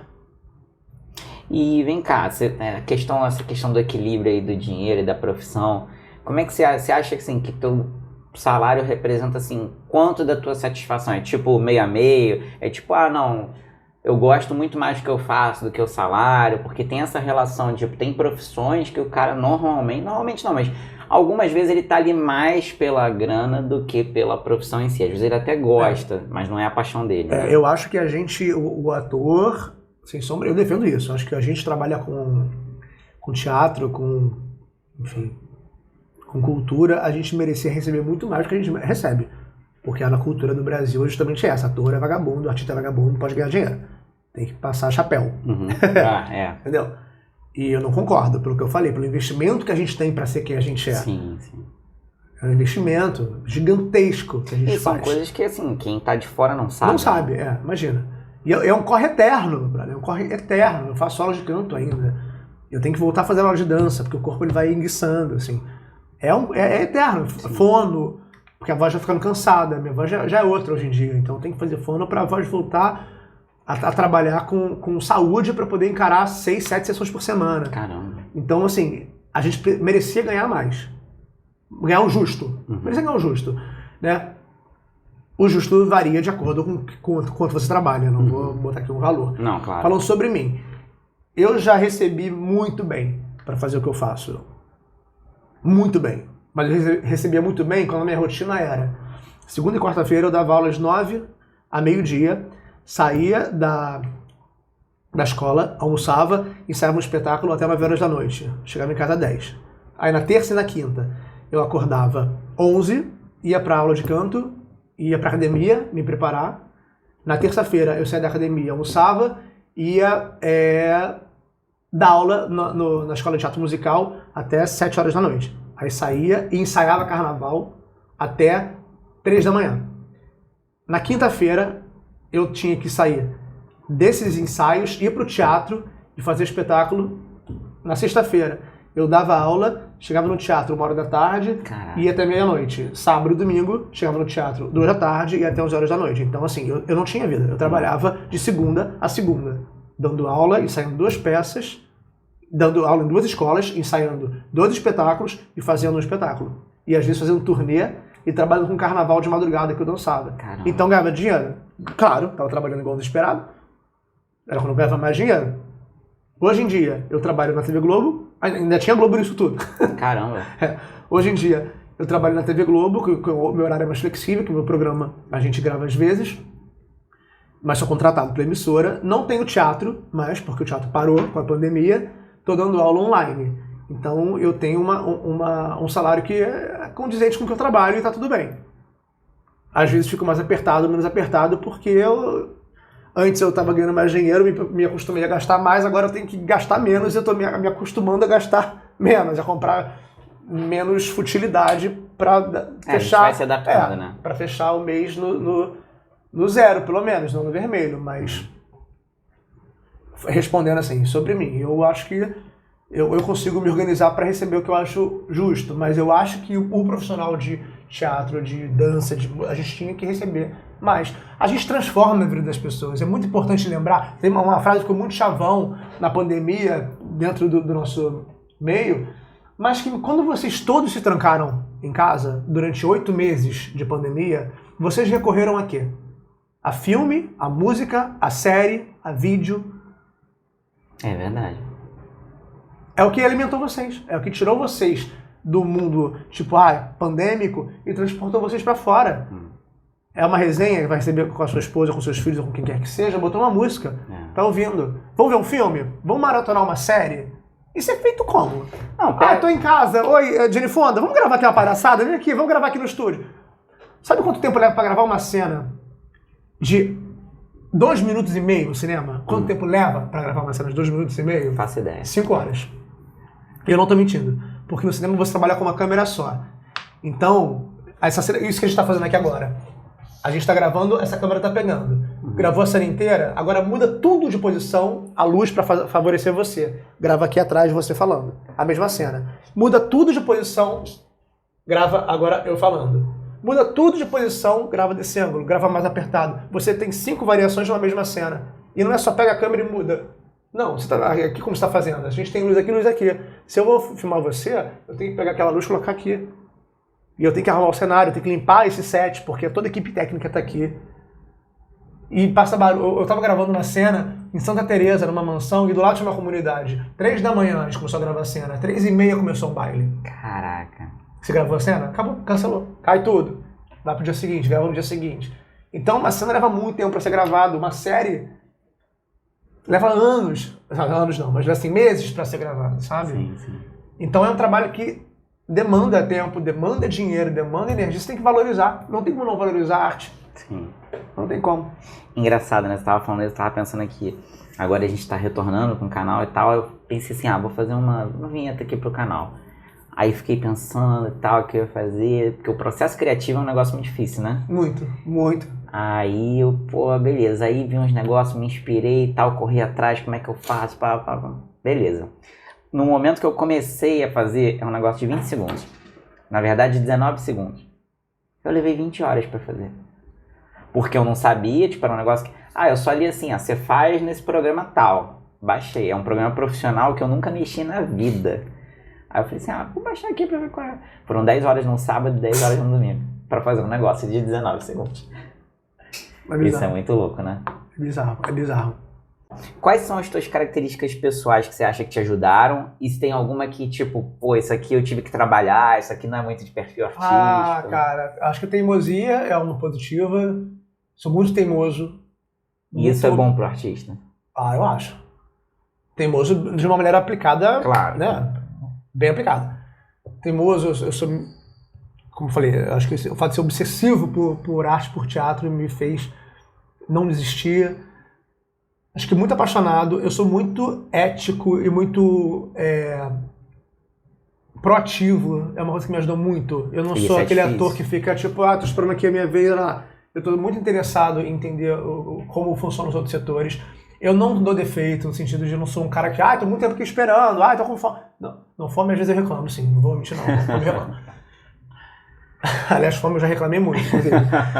Mas, tirando esse assunto assim, eu não gosto de dar trabalho para as pessoas, entendeu? Porque é bom você ter a equipe perto de você. Uhum. Não puxo o tapete de ninguém. Se eu percebo que tem alguém que está querendo puxar o meu tapete, o meu processo é cativar aquela pessoa para ela vir para perto de mim. E não eu apontar o dedo, você tá querendo me ferrar, vou te ferrar primeiro. Pelo contrário, quantas vezes eu fiz um espetáculo que eu peguei um personagem que um cara queria pegar, e esse cara entrou pro elenco. E eu sabia disso. Meu primeiro intuito foi assim, vou virar amigo desse cara, porque eu não quero que ele me atrapalhe. E hoje ele é um dos meus melhores amigos. Eu sou completamente apaixonado por ele, assim, a gente é muito parceiro. Como é que são as coisas, né? E é importante você trazer as pessoas pra perto, sabe? Acho que são características positivas. Coisas que eu tive que consertar, a minha ansiedade, a minha aceleração, eu sou muito acelerado, falo muito rápido e a minha cabeça funciona muito rápido. Tive que arrumar isso até pra estar em cena. Na vida pessoal eu falo rápido mesmo, em cena eu já, tecnicamente, já sei como resolver. Acho que de vez em quando eu caio num lugar de, ai caramba, será que eu cheguei no meu auge, eu tô querendo ir além, aí me bate uma tristeza, uma dúvida. Não dúvida do que eu sou, mas dúvida do que eu ainda posso ser. Mas aí, enfim, eu fico um dia assim e falo, não, vou estudar, vou buscar conhecimento, vou fazer uma coisa nova pra me reinventar, pra ver se é isso mesmo, sabe, assim. Eu tenho uma teoria de que quando a gente já tem um certo domínio do que a gente faz e tá, assim, numa zona de conforto, tipo assim, pô, aqui eu já conheço o que eu faço, eu já faço bem e tal, chega uma hora que tu começa a ter umas duvidazinhas daquilo, coisa que normalmente você não tem quando é uma atividade nova. Porque você não tem mais o que fazer, né? Às vezes é muito difícil você se reinventar, assim, dentro de uma coisa que você já sabe fazer, já domina muito, né? Sim. Uma coisa interessante, se você pudesse encontrar o Vitor no primeiro dia da faculdade dele, se voltar no tempo, o que você diria para tornar teu caminho mais fácil? Eu ia falar, cara, tranca 2 períodos, vai estudar e volta. Não sei, cara, eu ia falar assim, tenha mais maturidade, seja mais maduro. Você sabe que o que eu falaria pra mim, eu ouvi de um professor meu, no meu primeiro período, que foi o primeiro pescotapa que eu tomei na minha vida, assim. Que ele falou, Vitor, na frente da turma inteira, quando é que você vai... Porque eu sempre fui muito, engraçado, alegre, E ele falou assim pra mim um dia em sala de aula, quando é que você vai deixar de ser um adolescente e vai virar um ator? Nossa! E eu achei aquilo muito ofensivo, porque eu já era ator desde 5 anos, e aí eu entendi o que ele tinha falado pra mim. Tipo, cara, aqui é um lugar de pesquisa. Você não tá no curso de teatro, você tá numa faculdade de teatro. Sabe? Tipo, a terra aí. E eu ouvi aquilo e falei, já sei, tá, vou me comportar. Mas eu não tinha...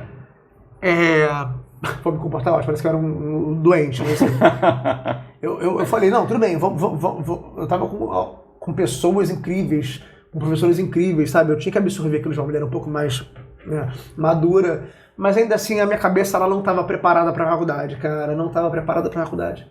Não estava. Eu lamento muito, porque eu queria ter absorvido umas coisas. Eu acho que eu ia falar, cara, foca. Vai tomar um esporro do teu professor. Foca. Talvez alguma matéria que você falou que foi mais difícil, né? Não, total. Voltar no muito tempo louco, e poder dar umas dicas assim seria... Seria incrível. Mas eu ia falar pra mim, não titubeia, assim, apareceu um trabalho, tranca e faz. Não fica com dúvida. Tranca e faz. A vida lá fora tem muita coisa pra você fazer também, assim, então... E se eventualmente a gente tiver outros encontros aí, você de repente daria uma palestra, alguma coisa claro, assim? Eu não sei se eu vou falar muito além do que eu tô falando pra você. Mas com todo prazer. Eu acho que uma das coisas que eu mais tenho prazer hoje em dia, de verdade, assim, é poder dividir um pouco da minha experiência com as pessoas. Eu não tenho uma experiência tipo, uau, sabe? Eu não sou, sei lá, Dustin Hoffman, sabe? Eu não sou a Fernanda Montenegro, longe disso. Inclusive, tomara que um dia eu consiga chegar na metade do que eles são. Mas o fato de eu ter acreditado em mim, investido em mim e tomado algumas decisões que me levaram até aqui hoje, e não estou contando vantagem, mas assim, eu consegui me estabelecer no mercado. Eu tenho o meu apartamento, eu tenho o meu carro, eu tenho conhecimento na minha área com algumas pessoas que confiam no meu trabalho, sabe? Então, é tão importante dividir isso para as pessoas e falar, cara, é possível você fazer arte, você fazer teatro, fazer música, é possível você se estabelecer, é possível, você só tem que botar a mão na massa. e não se deixar levar pelo que as pessoas em torno vão dizer pra você, tipo, não vai dar certo, você não vai conseguir. Você tem que botar a mão na massa. Mas é difícil você lutar contra essa coisa, né? Tipo assim, algumas pessoas conseguem sozinhas, mas outras nem sempre. Às vezes ela precisa de alguém ali do lado pra dar um apoio. Se ela não tiver ninguém, eu já conheci pessoas assim, por exemplo, uma menina mas que ela essas pessoas estão onde? Ela esperava de onde? Da família dela? Da família. Não é o lugar que a gente tem que esperar. Esse é o segredo. A família, ela tá pra nos suportar, no sentido de suporte, né? Uhum. Mas a gente não tem que esperar, não pode esperar da família da gente o braço que vai ajudar a gente a fazer isso. Aí que tá. A família, ela tem que apoiar. Não tô falando que não tem que apoiar. Ela tem que nos apoiar. Mas o apoio deles tem um limite que às vezes não é o que a gente esperava. E onde é que a gente vai encontrar esse suporte? Nas pessoas que a gente vai conhecer ao longo da nossa vida. É da professora do meu segundo grau, quando eu parei de fazer teatro, fazendo telecomunicações numa escola completamente machista, técnica, foi ela que falou, você tem que fazer teatro. Vem fazer, te dou vem pesquisar aqui no auditório do colégio. Essa pessoa que me deu suporte foi aquele cara que falou assim pra mim, cara, eu tenho uma peça aqui meio bizarra pra tu fazer, assim, você vai ganhar R$70, mas vamos, que aí você vai poder me assistenciar aqui, sabe? Foi aquela professora de dança que falou assim, cara, vou fazer um trabalho, dá aula pra mim. Caraca, eu nunca dei aula de dança. Não, mas é pra turma iniciante, você já tá no intermediário. Ela confiou em mim. São essas pessoas que a gente também tem que se apegar. E não só a família. A família é muito importante. Mas quem tá correndo com a gente na nossa história são as pessoas que também ajudam. A bolinha de pinball são elas que vão te avançar junto. Quando eu entendi que não estava na minha família, só na minha família, o suporte para eu ser quem eu queria ser, para eu vir a ser quem eu queria ser, as coisas começaram a andar. Essa é a parada. A gente fica muito frustrado quando a família não abraça a nossa briga. É verdade. Mas é uma decisão nossa. A família também não tem a obrigação, eles não têm a obrigação de falar, vai filho, vai fazer arte no Brasil, vai, boa sorte. Eles não têm essa obrigação. Eles têm que se preocupar. Às vezes uns se preocupam mais, outros menos. Mas em algum momento o corre vai ser só seu. Se você depende da pessoa, de alguém de fora para conquistar suas paradas, você não vai conseguir. Não, e eu penso assim que principalmente pai, mãe, né, ou enfim, quem tá lá cuidando do jovem, ele tende a querer o melhor. E culturalmente o ramo artístico não é o melhor. Não é. Nunca foi. Nunca foi. Cara, eu queria muito te agradecer aqui pela tua presença. Vai dar 2 horas aí que a gente tá conversando, não, cara. É incrível, nem passou. É verdade, é verdade. Na verdade, eu só descobri que é 2 horas porque eu olhei ali o tempo, porque eu achei que tinha passado, tipo, sei lá, uns 50 minutos. Nossa, mãe, que bom que fluiu. Espero que pra quem esteja assistindo ou ouvindo seja tão fluido e tão interessante quanto tá sendo pra gente. Não, com certeza, assim, eu vejo que tem uma parte boa da molecada que tem uma inclinação pra área artística, né? E aí, às vezes, eu sinto que falta isso, sabe? Tipo, cara, eu queria conversar com alguém, eu queria saber a opinião de alguém e tal, porque a família não tá do lado. E tipo, pô, como é que é a faculdade? E depois, o que eu posso fazer, onde eu posso trabalhar? Até pra poder, às vezes, tipo, chegar e conversar com os pais, né? Tipo, pô, e aí, você se formou, vai fazer o quê? Né? Então, isso traz material pra gente poder, de repente, fortalecer a sua opinião.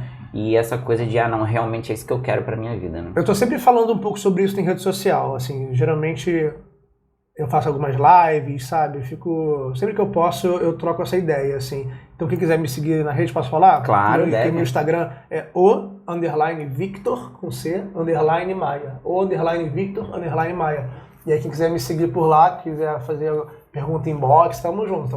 Depois você me passa que eu vou botar na descrição do vídeo embaixo e tal, e aí fica mais fácil, né? Fechado. Então é isso, gente. Eu queria agradecer aí por vocês estarem aí com a gente, estarem assistindo, estarem dando suporte. E caso vocês queiram outros podcasts aí com outros profissionais, outras áreas, vai mandando aí pra gente, que a gente vai trazendo aqui pra vocês.